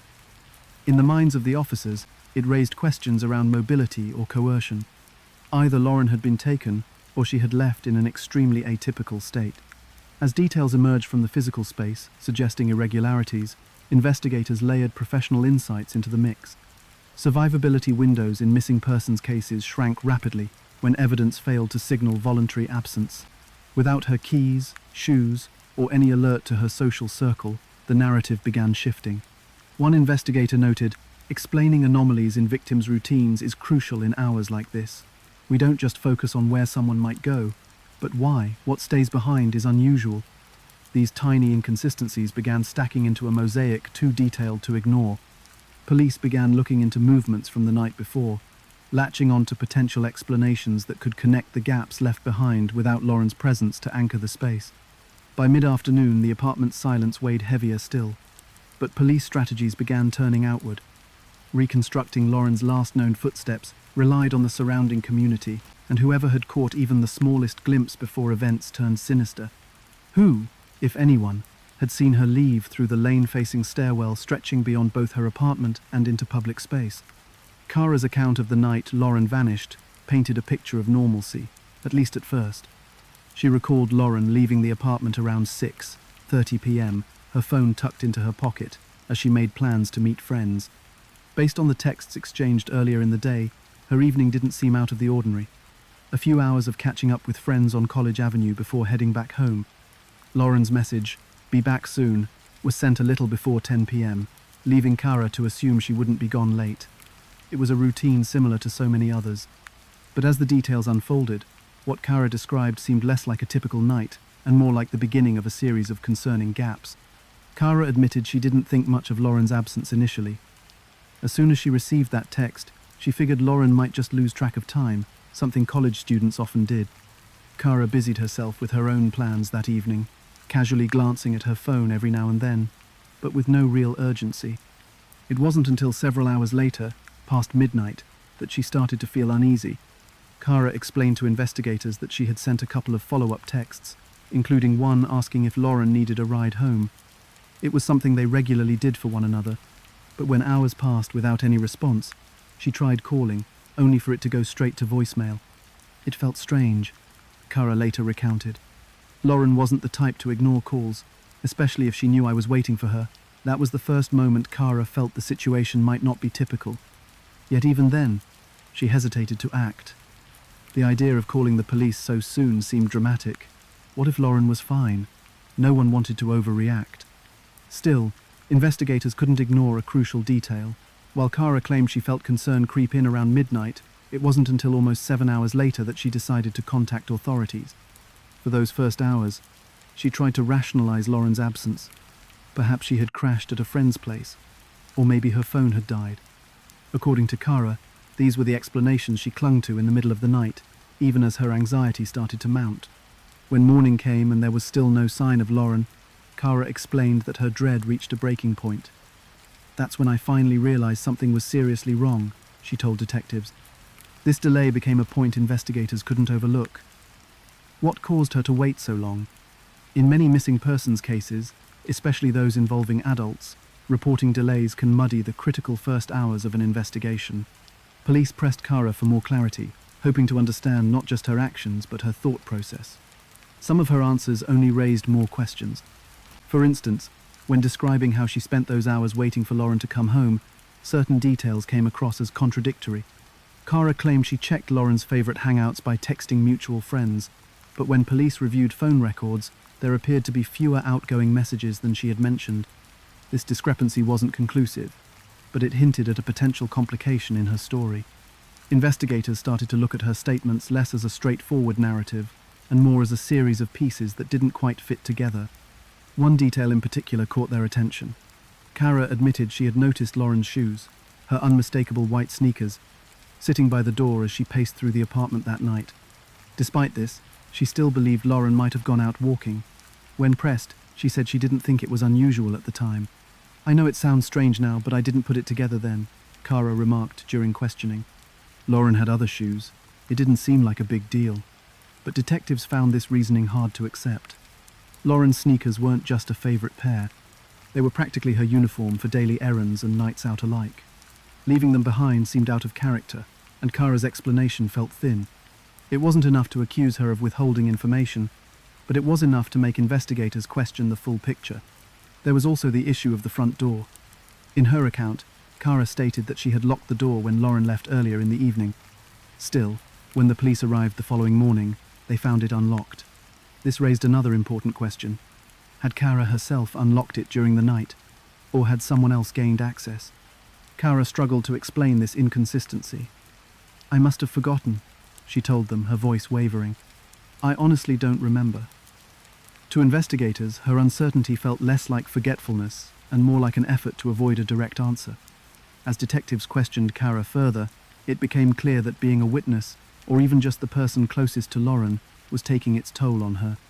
She fumbled through parts of her timeline, repeating certain details while backtracking on others. This wasn't entirely unusual. For people under the weight of police questioning, the pressure to be accurate while managing grief or confusion could lead to missteps. One officer later remarked, "It's not always about whether someone is lying outright. Sometimes the stress of the moment makes even truthful people come across as suspicious." Even so, Kara's narrative sat at the center of their investigation, and every inconsistency became a loose thread they couldn't ignore. On the surface, Kara appeared cooperative. She answered questions willingly, worked with police to identify Lauren's closest friends, and helped comb through local spots Lauren might have gone. But as they dug deeper into her accounts, small cracks began to form in the foundation of her innocence. A neighbor reported hearing what they described as raised voices near the apartment around 11 p.m., the night Lauren disappeared. While the description of the voices couldn't confirm their identities, the timing aligned too closely to dismiss. When asked, Kara claimed she hadn't heard any argument that night, maintaining her position that the apartment had been quiet. This added another layer of uncertainty. If she truly had nothing to hide, why would she downplay details that might help piece things together? The strain of being questioned only grew heavier as the hours stretched on. Kara found herself not just Lauren's last known point of contact, but also the center of investigators' doubts. Without any definitive evidence pointing her way, there was no basis for calling her a suspect outright. But her timeline, how long she waited to raise concerns, how casual her response initially seemed, was a puzzle in its own right. She insisted over and over again, "I didn't think it was serious at first. I thought she'd come back." But could her belief in Lauren's safety have blinded her to the signs of danger? The nature of their relationship came under quiet scrutiny. Friends described Kara and Lauren as close, though not inseparable. They had only lived together for a year, but by all accounts, there were no deeply rooted issues between them. However, there were hints of friction in their daily lives. Small disagreements about chores or shared spaces. One friend pointed out that they were just different people. Lauren, always social and outgoing, preferred to keep a busy schedule. Kara, quieter and more introverted, enjoyed her downtime in the apartment. It wasn't enough to suggest tension beyond what most roommates experience, but the investigators wondered if a hidden rift between them could explain Kara's reluctance to act quickly. As they wrapped up their interviews with her, the detectives knew Kara's account would need further scrutiny. Her timeline of the night would soon become a focal point, not just for its inconsistencies but for what it might reveal about Lauren's last hours. One thing had already become painfully clear. Kara's hesitation, whether deliberate or not, had left them chasing a clock that wouldn't stop ticking. But as the focus shifted to their relationship, new layers of complexity began to emerge. Were there dynamics beneath the surface that could shed light on what had happened that night? And if there were secrets, how had they been hidden in plain sight? Lauren and Kara were like many roommates, brought together less by friendship and more by convenience. They met through mutual friends in their first year at Indiana University and, after briefly bonding over the need to find affordable housing, decided to move in together. By most accounts, they got along well enough. They were similar in age but wildly different in personality. Lauren was bubbly, social, and constantly surrounded by friends. Cara, by contrast, kept to herself more. She preferred quiet nights in and rarely joined Lauren on her weekend outings. Their relationship worked largely because they respected each other's boundaries. At least, that's what it looked like from the outside. Friends of the pair described their setup as typical. Lauren and Cara shared chores but didn't have a structured schedule. Lauren often took the lead in keeping common areas tidy, while Cara helped manage shared bills. They weren't best friends, but they seemed fine, one acquaintance said. I never got the sense there was big drama. Others echoed this sentiment. The two coexisted, but their lives didn't overlap much beyond the shared apartment. It was a practical arrangement, not a deep personal connection. Still, investigators began to wonder how well anyone truly understood their dynamics. The early stages of the case focused heavily on Cara's account, and her role as Lauren's roommate automatically placed her under a microscope. Police dug into their living arrangements, curious if unresolved tensions or issues might have played a role in Lauren's disappearance. What they discovered were subtle inconsistencies. Nothing overtly alarming, but enough to suggest the relationship wasn't as seamless as it appeared. Neighbors provided intriguing anecdotes. One described hearing occasional arguments through the thin apartment walls. It wasn't constant or violent, the neighbor clarified, but sometimes you'd hear them raising their voices at each other. Another neighbor mentioned noticing long stretches where Cara seemed to avoid Lauren entirely. It was like they had different schedules on purpose, the neighbor remarked. Cara would come home when she knew Lauren wasn't there. These accounts, while not proof of anything sinister, painted a picture of two people who shared space but sometimes barely interacted. One particular incident stood out. A few months before Lauren vanished, the two had a minor dispute over a party Lauren hosted in the apartment. Cara, who'd been studying for an exam that weekend, had reportedly stormed out after finding the living room packed with Lauren's friends. She was pretty upset, one of Lauren's friends recalled. She left without saying much and didn't come back until the next day. Police learned there were no major repercussions, no threats or lasting resentment. But the story added a layer of tension to what was otherwise considered a functional arrangement. A deeper dive into Lauren and Cara's routines revealed subtle patterns of friction. Cara seemed to value her privacy more than Lauren, and there were mild disagreements about boundaries. For example, Lauren sometimes borrowed Cara's dishes or other items without asking. Small things that Cara, according to friends, occasionally vented about but never escalated. She'd complain to us, one mutual friend said, but nothing serious. Just typical roommate stuff like, I wish she'd stop taking my things every time she has guests. When police pressed Cara about her feelings toward Lauren, she insisted there was no real animosity. We had our moments like anyone else, but we got along, she told investigators. I never felt like we were close, but that didn't mean I didn't care about her. Still, small details began to mount. Cara's hesitation to report Lauren missing, combined with her understated responses about their relationship, left investigators questioning whether there might be deeper grievances lurking beneath the surface. Psychologists brought in to consult on the case noted an important reality about roommate dynamics. Familiarity can mask friction. People living in close quarters often adapt to one another, finding ways to coexist even when tensions simmer. Hidden resentment in shared living situations is common, one expert explained. Roommates may not express every grievance aloud, but over time, those little irritations can build up. It doesn't mean someone is violent or dangerous, but it creates an emotional disconnect. This insight resonated with investigators as they examined Cara's seemingly detached behavior in the days after Lauren disappeared. Uncovering the truth about the women's dynamic wasn't just speculation. It was critical to understanding Lauren's last moments. Friends admitted that Lauren occasionally found Cara hard to read and even frustrating at times. She confided in one friend shortly after the party incident, mentioning that Cara wasn't thrilled about how social Lauren's lifestyle was. She said something like, Cara probably thinks I'm too loud, the friend recalled, but I figured they were fine. There were no major fights or anything. Interestingly, Lauren's friends described her as the kind of person who avoided conflict. While she thrived in social situations, she wasn't confrontational. Lauren was nice to everyone, said one close friend. Even if someone annoyed her, she didn't like making a big deal about it. This trait only deepened the mystery. It was hard to imagine her sparking any kind of confrontation that might lead to harm. But what if the issues were one-sided? Investigators couldn't ignore the possibility that Kara may have harbored frustrations Lauren never fully realized. Investigators also uncovered a surprising piece of information midway through their inquiry. Kara had mentioned moving out just days before Lauren disappeared. According to a co-worker, she had expressed concerns about the living arrangement, saying it wasn't working out the way she'd hoped. She didn't go into details but said she was thinking about finding her own place, the co-worker revealed. Police questioned why Kara hadn't brought this up sooner. Kara's explanation was simple. She didn't think it was relevant. She insisted it wasn't about Lauren, just a desire for more personal space. Yet, the timing stood out.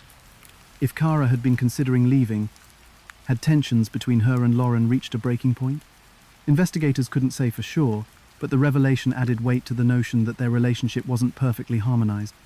While Kara continued to cooperate with police, providing access to her phone records and interviews with mutual friends, her reserved demeanor left many wondering what emotions might be hiding beneath the surface. As investigators pieced together the details of their relationship, a clearer but more complicated picture began to emerge. Lauren and Kara were roommates by necessity, not choice. They weren't enemies, but they weren't close enough for deep trust to have developed. Their interactions were polite, even friendly at times, but there was an undeniable emotional distance between them. In the absence of a stronger bond, small moments of friction could easily go unnoticed or unaddressed. This new understanding of their dynamic led investigators to reconsider the timeline of Lauren's disappearance. If any argument or altercation had occurred that night, it could explain some of the inconsistencies in Kara's story. However, there was no concrete proof of Kara's involvement, and her cooperation thus far made it difficult to draw any direct conclusions. Still, the insights into their relationship added complexity to the case, shifting the focus onto the interpersonal dynamics that shaped both women's lives. The deeper the investigators looked into Lauren and Kara's shared history, the more questions arose. What hadn't Kara shared about their cohabitation? Were there small conflicts between them that took on more significance in the days leading up to Lauren's disappearance? And if they weren't connected to her vanishing, how might those tensions have affected Kara's choices in the aftermath? With every new development, the case grew murkier. But while the dynamics inside the apartment hinted at possible motives or explanations, the next stage of the investigation turned outward. What evidence outside the four walls they had shared could illuminate the last moments of Lauren's life? And, more importantly, would it point to someone else entirely? When Lauren Spearer's disappearance was officially reported, the clock had already cost investigators precious hours. The first 48 hours are widely considered the most critical in any missing persons case. It's the window where evidence is freshest, interviews are sharpest, and leads are easier to track down. But when investigators arrived at Lauren's apartment that morning, they weren't stepping into a clean slate. They were already fighting time and quickly realizing how much they didn't know about the last hours of Lauren's life. One of the first challenges was the delay between her disappearance and the initial report. Kara's hesitation to call police or notify friends immediately meant investigators were working with a timeline where the trail had already started to go cold. Lauren had left the apartment almost 12 hours earlier by the time officers conducted their first in-depth walkthrough. A morning lost to unmade calls and unanswered texts gave any possible witnesses a wide berth to move on with their lives, unknowingly taking key memories out of reach. The difficulty in missing persons cases often lies in the balance between concern and uncertainty. But in cases involving delays, that concern magnifies. Detective Scott Harrison, one of the leads on the case, later remarked, "You've essentially given a potential suspect half a day to move, hide, or cover their tracks. That's an eternity." Despite this setback, law enforcement strategized quickly. The first step was establishing a clear picture of Lauren's last known movements. They started with marks of certainty statements from Kara, her time-stamped messages, and sightings of Lauren at a few well-trafficked locations on College Avenue. According to witness accounts, Lauren spent the early evening visiting a nearby friend before heading out to a popular bar.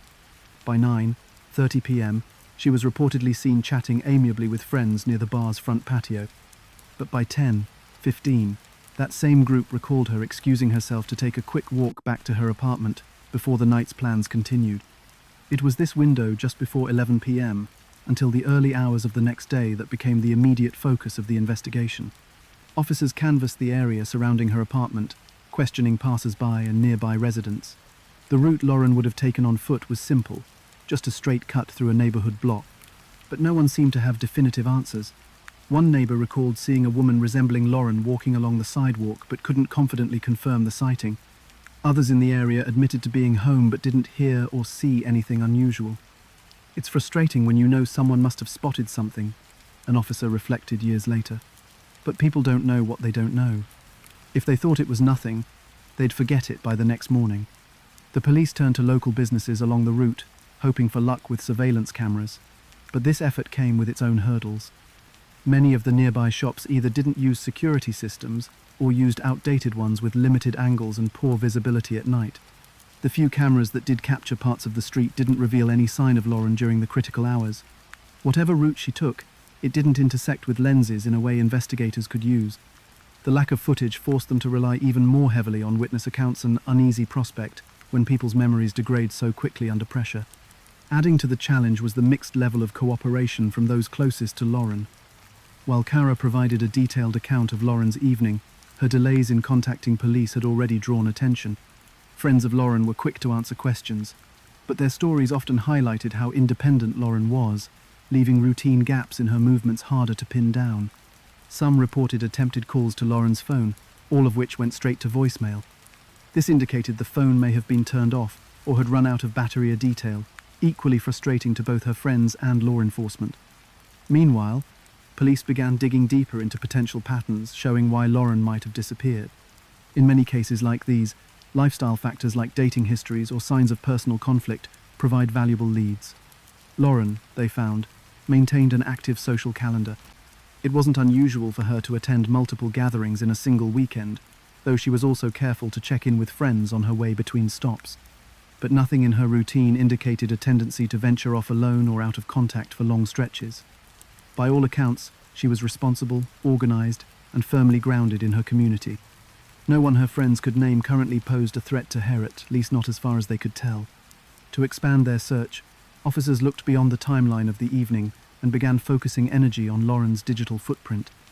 Her phone records and social media accounts might tell more: where she'd been texting from, who she last messaged, or whether she had plans with anyone outside her immediate circle before she vanished. Preliminary searches yielded nothing unusual. Her last text, sent to Kara just before 10 p.m, was tracked to a cell tower near her home. But beyond that, her phone's activity ceased almost entirely. There were no outgoing calls or pings to suggest travel far from her apartment. A second search, in and around the apartment complex, led to another troubling discovery. Close to Lauren's typical walking route, officers found a discarded bracelet in a nearby ditch.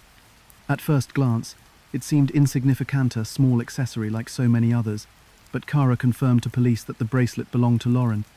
She had been wearing it earlier, Kara noted, and it was unlikely she would have removed it. This discovery fueled speculation that something sudden or forceful had occurred, as opposed to Lauren wandering off voluntarily. The bracelet was the first real clue that Lauren didn't just vanish on her own. A sergeant on the case later recalled, "It's one thing to misplace something, and another to have it left behind like that." But the revelation came with more questions. How did Lauren's bracelet end up off her person in a ditch so close to her route home, yet with no evidence of larger disturbances nearby? Investigators considered possibilities involving robbery or an impulsive act of violence. But with no eyewitnesses to suggest a struggle, the item's presence felt more like a whisper than a statement, a clue that there was much more hidden just out of reach. During these first 48 hours, police worked non-stop to generate any lead, turning to public appeals to prompt witnesses to come forward. But splitting their energy between Lauren's friends, family, and community built its own difficulties. Media outlets began local coverage of her disappearance, airing interviews from tearful loved ones pleading for her safe return. The outpouring of concern flooded the Bloomington police station with hundreds of tips, everything from long-shot sightings at grocery stores to claims of hearing unusual noises the night she vanished. But as promising as some tips sounded, most were hard to substantiate or led nowhere. One piece of information began to shift the course of the case. A man stepped forward, claiming he had seen a woman matching Lauren's description near the corner of College Avenue, right around 10:45 p.m. He remembered her passing by as he exited his parked car. But what struck him wasn't just that he'd seen her walking alone, it was the pair of headlights slowing behind her. According to the witness's account, a vehicle moving hesitantly along the curb seemed to match her path for a minute before disappearing into another street nearby. The man couldn't identify the car's make or model, but that brief, suggestive movement was enough to deepen investigators' suspicions. This was the first tangible step in connecting Lauren's disappearance to outside interference. A vehicle following close to a lone figure late at night could mean nothing. It could be everything. It raised unsettling new possibilities that pointed away from chance and towards something calculated. But who was inside that car? And how close had they come to Lauren in those fleeting minutes? As investigators prepared to follow up on this lead, they were faced with a growing realization. Those early hours weren't coming back. The picture of Lauren's disappearance wasn't complete, but with every potential clue, it was growing darker. And now the question wasn't just where she was, but what had brought her there. What else was waiting to be uncovered as they followed the car's shadow into the night? The breakthrough came when investigators received a call from a local property manager about something unusual in their parking lot. It was now almost a week since Lauren had disappeared, and while the investigative team had been chasing leads and mapping out timelines, nothing had led them closer to understanding where she was or what had happened to her. The property manager explained that one of their tenants, noticing an abandoned vehicle parked at the edge of the lot, had alerted them. It wasn't unusual for cars to sit in the lot for a day or two, but this one was different. There was something about its condition that stood out. The vehicle, an older model sedan with faded paint, had its windows rolled down slightly and a layer of dirt streaking its surface. But what really caught their attention was what was inside. On the driver's seat was a smudged handprint that appeared to be in some kind of dried residue. On the passenger side, crumpled clothing and an empty fast food cup lay scattered on the floorboards. The car didn't match any of the current residents at the complex, and neither the property manager nor the tenants could recall seeing who had parked it there. It was clear it hadn't been sitting long. No tickets were left on the windshield, but the fact that it was abandoned indicated someone had walked away on purpose. When police arrived to investigate, they quickly noticed another detail. The vehicle was missing its license plates. This meant tracking the owner wouldn't be as straightforward. A VIN number search would eventually link the car to a nearby dealership, but in the meantime, the car itself would need to be examined carefully. One of the officers on the scene immediately flagged the handprint for further analysis. It was faded, uneven, he later said, but there was enough there to give us something solid to work with. The car was towed to the crime lab, where forensic analysts went over every inch of it. Inside, they found items that could only be described as puzzling. Among them was a partially torn receipt from the bar where Lauren was last seen. Dated the night of her disappearance, the receipt didn't belong to Lauren herself but pointed to someone who had been at the same location. Investigators also recovered a single strand of blonde hair from the back seat. While they couldn't confirm whose it was immediately, its presence raised important questions. Could the vehicle have been connected to Lauren's last movements? And if so, who had been driving it? The receipt became an early focus. It wasn't just another random item, it represented a direct link to the evening Lauren vanished. Officers returned to the bar to pull receipts matching the timestamp. The transaction, paid in cash, couldn't connect to a name directly, but it revealed what had been ordered: 2 drinks and a small food item.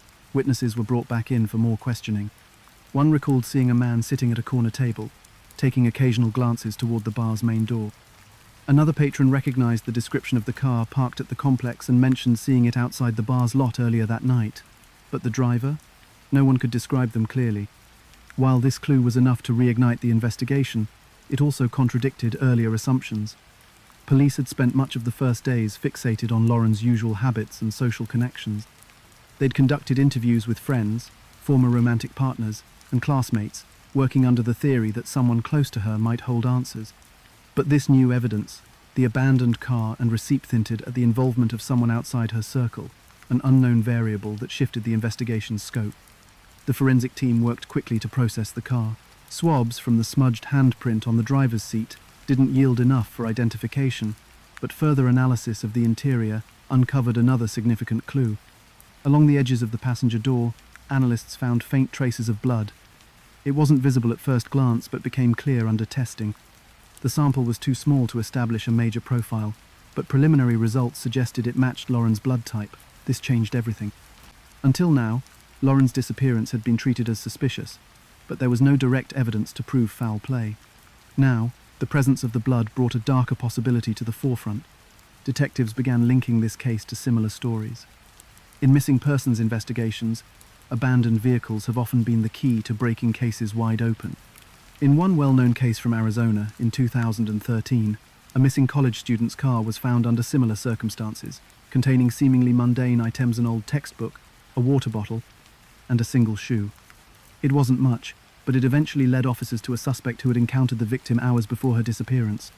In Lauren's case, the investigators wondered whether this car would unlock similar answers or leave them chasing dead ends. Still, while the car and its contents raised critical questions, they didn't provide any definitive answers yet. If the receipt and the hair found in the car suggested proximity to Lauren, why had no one noticed this vehicle before? Security footage from the bar parking lot had already been reviewed, but the poor visibility made it impossible to make out license plates or faces of anyone near it. The vague witness descriptions were too broad to rely on, leaving police with only fragmented possibilities. The car dealership linked to the VIN number offered a sliver of insight. They confirmed the sedan had been sold at an auction the month before, but hadn't yet been re-registered under a new owner's name. This added a complication. Whoever was driving the car the night Lauren disappeared hadn't left a trace of themselves behind in official records. Detectives widened their search, turning to neighboring towns and vehicle sightings to see if a pattern emerged. But it was the hair sample that pulled the investigation into sharper focus. When forensic analysts ran DNA testing, the results confirmed what investigators suspected. The sample belonged to Lauren. That single discovery changed the direction of the case entirely. No longer were police searching for someone who simply might have seen Lauren. They were now looking for someone who had her in their vehicle that night. The question of whether she left her apartment voluntarily became irrelevant. What mattered now was who she had encountered, and what role they played in her disappearance. As police followed the threads connecting the vehicle to its broader context, the car opened up more avenues than conclusions. Wherever it had travelled after the night Lauren vanished, it carried her presence with it. But its discovery also exposed holes in the larger story. Why had the car been abandoned less than 3 miles from her apartment? Was it dumped there by someone local? Or was it a convenient spot for a visitor unfamiliar with the area? These uncertainties hung over the investigation as officers began exploring the possibility that Lauren's disappearance was the work of someone who hadn't intended to be caught. While the car offered concrete evidence, tangible remnants of Lauren's last known moments, it also raised countless new questions. So far, the only person it directly pointed to was Lauren herself, leaving the mystery of the driver unresolved. And, as investigators pushed forward, they began narrowing their sights on uncovering the final, most important question of all: who had been behind the wheel? What lay on the other side of the car's presence would bring the investigation into sharper focus. But the evidence didn't just stop at the driver. There was still the question of what this person knew and how it connected to Lauren's fate. Where the car led next would determine whether this case moved one step closer to resolution or simply deepened the mystery further. Witnesses can often shape the difference between a mystery that drags on for years and one that finds answers quickly. But in Lauren Spearer's case, convincing those who might have seen something to step forward wasn't easy. Lauren vanished on the edge of a bustling college toner place where lives intersect daily, where bars and apartments sit close together, and where dozens of people might have unknowingly crossed her path that night. Despite this, investigators found themselves chasing silence, faces turning away, and answers left half-finished. One of the first barriers investigators encountered was hesitation. Witnesses who had been close to the area near Lauren's apartment or College Avenue admitted they'd been out that night, walking home from bars or hanging out on balconies overlooking the street. Yet when it came to recalling specific details, their answers were vague or inconsistent. Some admitted they didn't pay close attention because late-night comings and goings were common in a college town. Others, however, expressed a more troubling reason. They were scared. One student told police, "I don't know if I feel safe talking about this. What if the person who took her is still around?" Fear played a significant role in how this case unfolded in the critical early days. People often worry that coming forward could expose them to danger, even when they have only tangential information. Police speculated this fear grew as media coverage of Lauren's disappearance intensified. With headlines splashing Lauren's photo across local outlets and her parents making emotional pleas on television, the case felt bigger than ever. Seeing the magnitude of attention, some potential witnesses may have decided it was easier and safer to stay silent, reasoning that their minor observations might not matter in the larger scope of the investigation. But fear wasn't the only obstacle. There was also loyalty. Colleges and their surrounding communities often operate within tight-knit social groups. In the days following Lauren's disappearance, it became evident to police that people in her social circle may have known more than they initially let on. Detectives began revisiting those who had seen Lauren the night she was last spotted. Some admitted they'd noticed others behaving strangely that evening, but they were reluctant to name names. You don't want to accuse someone without being sure, one friend said during questioning. Others deflected entirely, avoiding follow-up calls or responding vaguely when pressed for details. Part of this hesitation stemmed from the fear of implicating someone who could be innocent a valid concern in any investigation. But it also underscored another truth. Loyalty can be a powerful silencer. For those close to the case, the unspoken rules of social groups protect your friends, avoid gossip, keep quiet unless you're certain became barriers to the flow of critical information. This phenomenon isn't uncommon, especially in cases involving tight communities. People hesitate not just because of fear, but because of the social cost of speaking up. Distrust also played a role. Though Bloomington was generally a safe area with a good relationship between law enforcement and its college population, there were still pockets of suspicion. Some students expressed that they didn't entirely trust police to protect their identity or handle information sensitively. One witness shared this sentiment, saying she worried about her name being attached to the case without her control. Police tried to address these concerns through anonymous tips, lines, and assurances that witnesses wouldn't be exposed unnecessarily. Still, trust is hard to build once doubt takes hold, especially in a case this high profile, where media coverage made every development a headline. Recognizing the need to approach witnesses carefully, investigators switched tactics. They began conducting targeted interviews in neutral locations, giving witnesses an opportunity to talk without feeling scrutinized. Officers canvassed the area surrounding Lauren's apartment, speaking to neighbors who may have noticed anything unusual that night. They also put up posters and left contact information in mailboxes to encourage tips, particularly from those who might not feel comfortable speaking face-to-face. In many instances, even indirect observation sharing the sound of footsteps, seeing a car slow down resolved small pieces of the investigative puzzle. But still, the lack of definitive developments was frustrating. How could no one have seen more? Public appeals were another important strategy. Lauren's family directly addressed the community in an emotional plea, asking for cooperation and urging anyone with even the smallest detail to contact police. They made it clear they weren't trying to cast blame, but simply find answers.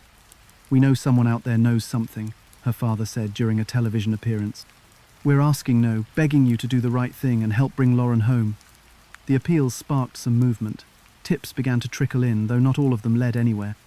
One caller claimed they'd seen a woman matching Lauren's description get into a car with two men near a convenience store, but when police reviewed surveillance footage, they found no such interaction occurred at the stated time. The witness later admitted their memory might have been compromised by alcohol. As police sorted through tips, they began using surveillance in areas where eyewitness accounts seemed unreliable. They set up patrols near College Avenue and monitored traffic around the apartment complex where Lauren lived, hoping for repeated patterns or encounters that might hint at someone hanging around too often.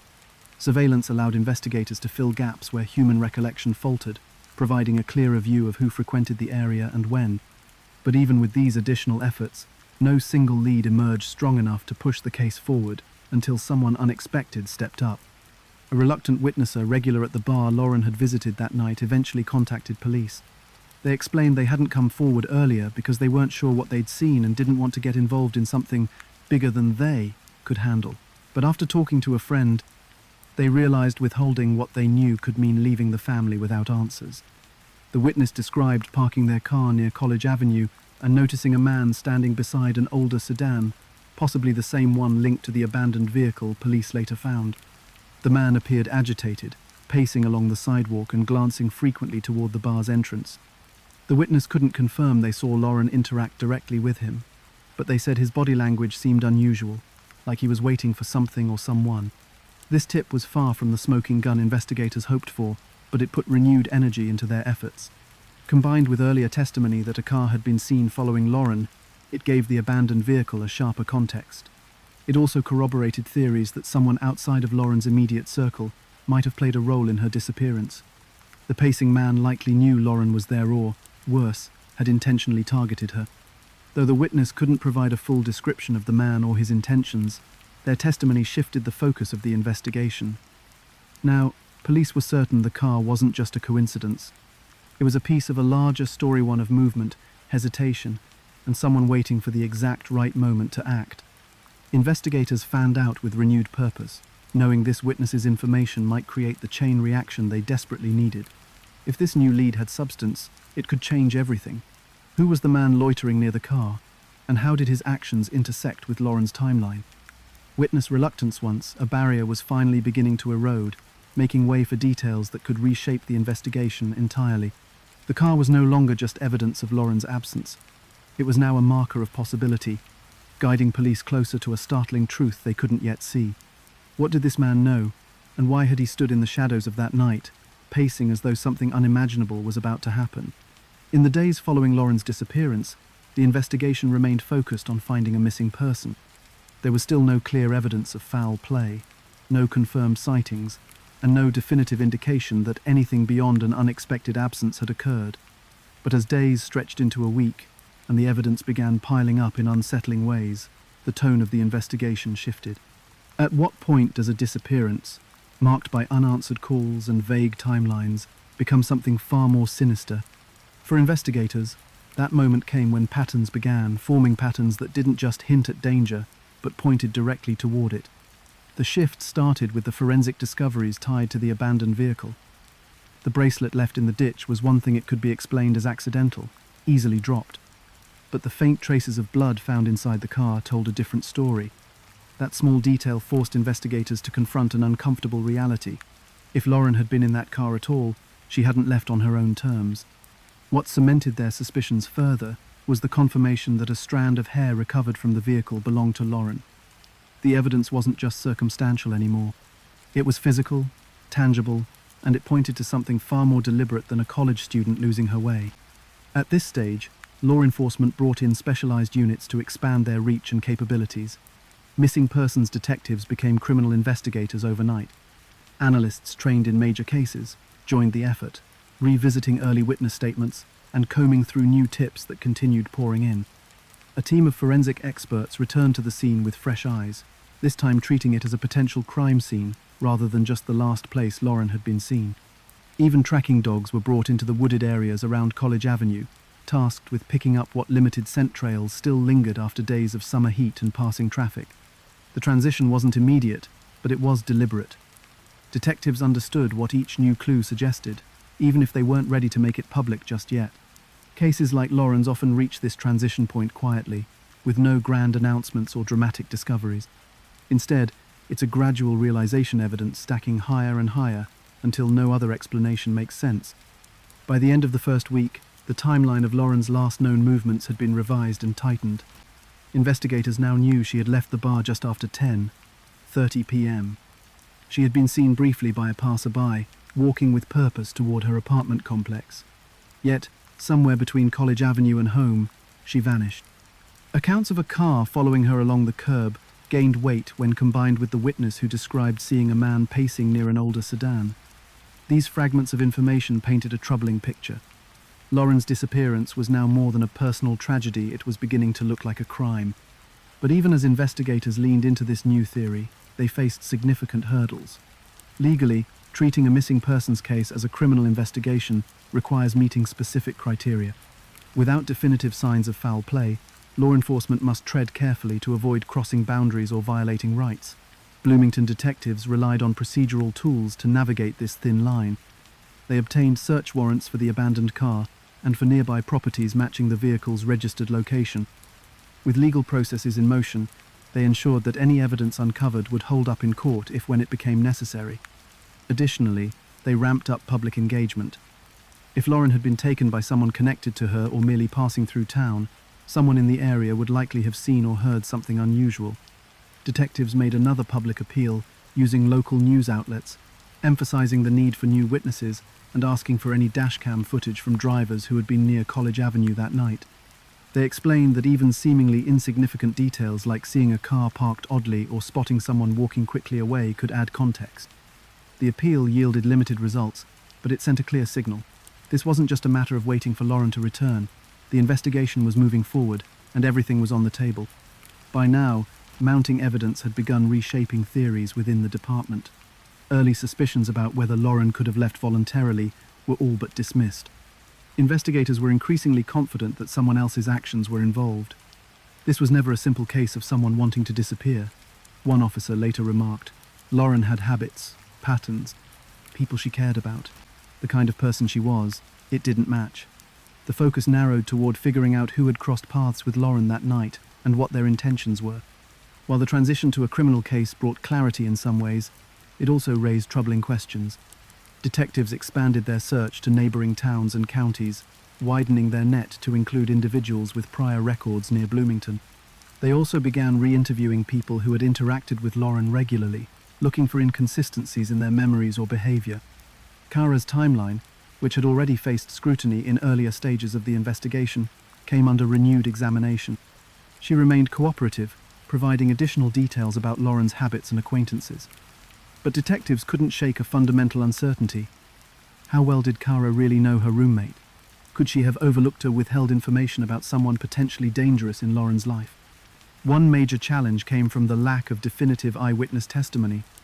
Multiple people claimed to have seen Lauren walking alone that night, but none could confirm interactions with anyone else. The moment she stepped out of sight, it was as though she had simply vanished. This invisibility made it crucial for investigators to rely on evidence outside of human memory surveillance footage, cell phone data, and forensic discoveries. But here, too, frustration lingered. Security cameras along College Avenue provided little clarity, capturing only blurred shadows and indistinguishable figures. And Lauren's phone, which had stopped transmitting signals by midnight, offered no further clue to her whereabouts. Among the biggest procedural changes during this phase was the involvement of criminal profiling experts. Drawing from patterns in similar cases, they constructed potential behavioral profiles of who might have been responsible for Lauren's disappearance. Profilers considered the abandoned vehicle, the body language of the man seen pacing, and the lack of physical struggle reported near Lauren's last location. These details pointed to someone methodical, not impulsive, but opportunistic. They knew how to blend into the environment, a profiler speculated. Someone who doesn't stand out but strikes when the opportunity feels right. The ability to transition a case like this requires balancing hope with reality, a challenge for both law enforcement and Lauren's family. Publicly, statements remained focused on finding Lauren alive. Her parents continued to emphasize her vibrant personality and their belief that she could still be brought home. Privately, however, detectives were preparing for every possible outcome. Autopsy protocols were quietly reviewed. Crime scene processes were discussed. And while no one spoke about it directly, the presence of blood in the abandoned car loomed quietly over every conversation. That small stain had made it impossible to ignore the worst possibilities. When law enforcement finally made their formal announcement, there was no going back. The case of Lauren Spearer's disappearance was now considered a potential criminal act. They didn't discuss specific suspects, yet there wasn't enough to go public, but the shift in tone marked an important turning point. This wasn't just a search for a missing woman anymore. It was an active pursuit of answers in what was likely an abduction or worse. The police chief addressed the public in a somber press conference, thanking everyone who had come forward and urging anyone with additional information to do the same. He explained that while Lauren's disappearance was still being treated as a missing persons case technically, investigators were now focusing their resources on uncovering who might have been involved. "This isn't over," he said firmly, "and we're not stopping until we have the truth." Although the announcement offered no immediate breakthroughs, it injected urgency into the community. Suddenly, people who had felt uneasy before were reconsidering whether what they'd seen or heard might matter. The transition to a criminal investigation often has that effect, moving a case from uncertainty into the realm of possibility. But beyond the procedural shift came an even heavier question. If this was truly someone else's doing, then who was the person behind it? What was this new turn in the investigation leading toward? And would the next discovery bring clarity or deepen the unsettling unknown? The disappearance of Lauren Spearer left a heavy mark on the small, tight-knit community of Bloomington, Indiana. Her face became imprinted on the consciousness of everyone who walked its street-share photo on every lamppost, her name in every conversation. But years after she vanished, the questions surrounding her case remain as haunting as the night she disappeared. How does a case like this, unsolved and shrouded in unknowns, affect those it touches? More importantly, what does it leave behind? For Lauren's family, the impact has been profound and unrelenting. Her parents, Robert and Charlene, poured themselves into the search, spearheading efforts to keep their daughter's story alive in the press and the public eye. They were relentless in their calls for answers, having traveled to Bloomington numerous times in the months after Lauren's disappearance, speaking at vigils and press conferences with a sense of purpose that never seemed to fade. "We want her to be found," her mother said in one televised interview. "No matter what the outcome is, We just need to know where she is." Their love for Lauren, and their refusal to let her case fade into obscurity, became a rallying cry for many in the community. The family's determination had a ripple effect in Bloomington, one that reshaped the way students and locals alike thought about safety in public spaces. Before Lauren disappeared, Indiana University was seen as a generally secure campus, with the surrounding area often described as a place where students felt comfortable walking late at night. Lauren's case, however, highlighted vulnerabilities in everyday routine. A familiar walk home could turn into an unspeakable tragedy in the blink of an eye. Parents of students began asking tougher questions about campus security and student behavior, pushing for more visible patrols and better lit pathways. Many students, particularly women, became more cautious, opting to stay in groups or take ride shares instead of walking alone. Local law enforcement also faced scrutiny. While Bloomington's police force had mobilized quickly to investigate Lauren's disappearance, the public couldn't help but question whether earlier involvement could have made a difference. Missing persons cases are notoriously difficult in their early hours, especially when delays in reporting complicate the timeline. In Lauren's case, the time lost during the night she disappeared could never be regained. While officers worked tirelessly to make up for that, the lingering sense that something vital had slipped away remained. Some community members speculated that police might have approached the case differently if clear signs of foul play had been recognized earlier. Others defended the department, arguing that hindsight can make even the best efforts seem inadequate. One area where the case had an undeniable impact was in conversations about personal responsibility and bystander awareness. Friends and peers who had been with Lauren the night she vanished found themselves grappling with difficult questions. Could they have done more to ensure her safety? Should someone have walked her home? "We all assumed she'd be fine," one friend admitted years later. "None of us thought for a second that something bad could happen. Not here." That sense of assumed safety was a comfort that Lauren's disappearance shattered for many young people in the area. It wasn't just about what Lauren's friends could have done differently, it was a broader reckoning with how we support and protect each other in moments that feel mundane until it's too late. The unanswered questions in Lauren's case also reignited debates about how communities handle fear and uncertainty when the unthinkable happens. For every witness who spoke up, there were countless others who stayed silent, whether out of fear, reluctance, or simply uncertainty about what they'd seen. That silence has haunted the case, with detectives repeatedly emphasizing how even the smallest detail could provide a breakthrough. Was it fear of judgment or reprisal that kept potential witnesses quiet? Or was it a symptom of something deeper, an instinct to avoid entangling oneself in something so steeped in tragedy and scrutiny? Experts in criminal justice have pointed to Lauren's case as an example of how vital community cooperation is in missing persons investigations. One former detective spoke about the psychological barriers often faced by witnesses in cases like this. "People think their information has to be groundbreaking to matter, but that's rarely true," he explained. "It's the accumulation of small details, timelines, behaviors, things that seem slightly off that solve cases. But people don't realize that until it's too late." This insight only deepened the frustration surrounding Lauren's disappearance. If one witness, just one, had come forward with something definitive in those early days, would it have changed the trajectory of the investigation? The thought lingers, gnawing at those closest to the case. The broader legacy of Lauren's case extends beyond Bloomington. While headlines about her disappearance may have faded from the national spotlight, the lessons it left behind continue to influence public perception about personal safety and missing persons awareness. Universities across the country have taken proactive steps to emphasize safety measures for students, citing cases like Lauren's as reminders of what can happen even in seemingly low-risk environments.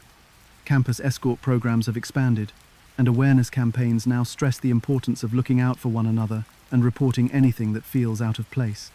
As one student activist put it, "What happened to Lauren reminds us that no one is invincible. It could happen anywhere, and to anyone." Her case also brought renewed attention to systemic issues in how missing persons cases are handled, particularly those involving young adults. Advocates have used Lauren's story to highlight the need for faster response times, better communication between departments, and broader public education about what to do when someone goes missing. The lessons aren't just procedural, they're emotional, too. The anguish of Lauren's family serves as a stark reminder of the human cost of unresolved cases. For every statistic or policy reform, there is a mother, a father, a friend left in perpetual limbo, holding on to hope while grappling with the weight of unknowing. Still, as much as Lauren's case has inspired change, it remains defined by its unanswered questions. The abandoned car, the faint blood evidence, The witness descriptions of a strange reach piece of the puzzle seemed like it should lead somewhere, but none have provided the clarity needed to solve the case. Was the driver of that car a drifter passing through town, or was it someone Lauren knew? And why, after over a decade, has no one stepped forward to fill in the gaps? These questions haunt not only Lauren's family but also the investigators who devoted countless hours to finding her. One retired officer involved in the case admitted, "You don't forget something like this. You think about the what-ifs every day." Despite these lingering doubts, those who knew Lauren choose to focus on her life as much as her loss. Friends remember her as someone who lit up every room she entered, a young woman who balanced her studies with a vibrant social life and always made time for the people she cared about. Her parents continue to fight for answers, not just for their daughter but for the countless other families facing similar heartbreak. Their resilience, in the face of so much uncertainty, is a testament to how love and grief can coexist and how justice is something worth fighting for, no matter how long it takes. Of course, there's always the possibility that new developments could emerge. Cases that seem frozen in time have been solved decades later by advances in technology, unexpected witness accounts, or breakthroughs in DNA analysis. The slightest shift in circumstances, a misplaced confession, a memory jogged, could finally bring clarity. And as Lauren's story continues to be shared, there's always hope that someone, somewhere, holds a key piece of information that will one day come to light. Until that day comes, Lauren's case remains a powerful reminder of how fragile and interconnected our lives are. It's a story about loss, but also about resilience, the resilience of a community to demand answers, of a family to keep searching, and of people everywhere to reflect on what it means to create a safer world for everyone. These are the lessons we can never forget. And most of all, it's Lauren herself who must remain at the center of it all, not just as a missing person, but as a daughter, a friend, and someone whose story continues to matter deeply. Lauren Spearer's case reminds us how rapidly the ordinary can turn into a life-altering mystery. A young woman steps out on a familiar path, and in minutes, everything changes. Her story underscores the fragility of routine, the importance of urgency, and the lasting weight unanswered questions place on families and communities. As we reflect on Lauren's disappearance, it's clear her case is not just about what was lost, but what might still remain hidden. If her story tells us anything, it's this. Even the smallest detail can bring answers. Perhaps someone out there holds the key to finding them,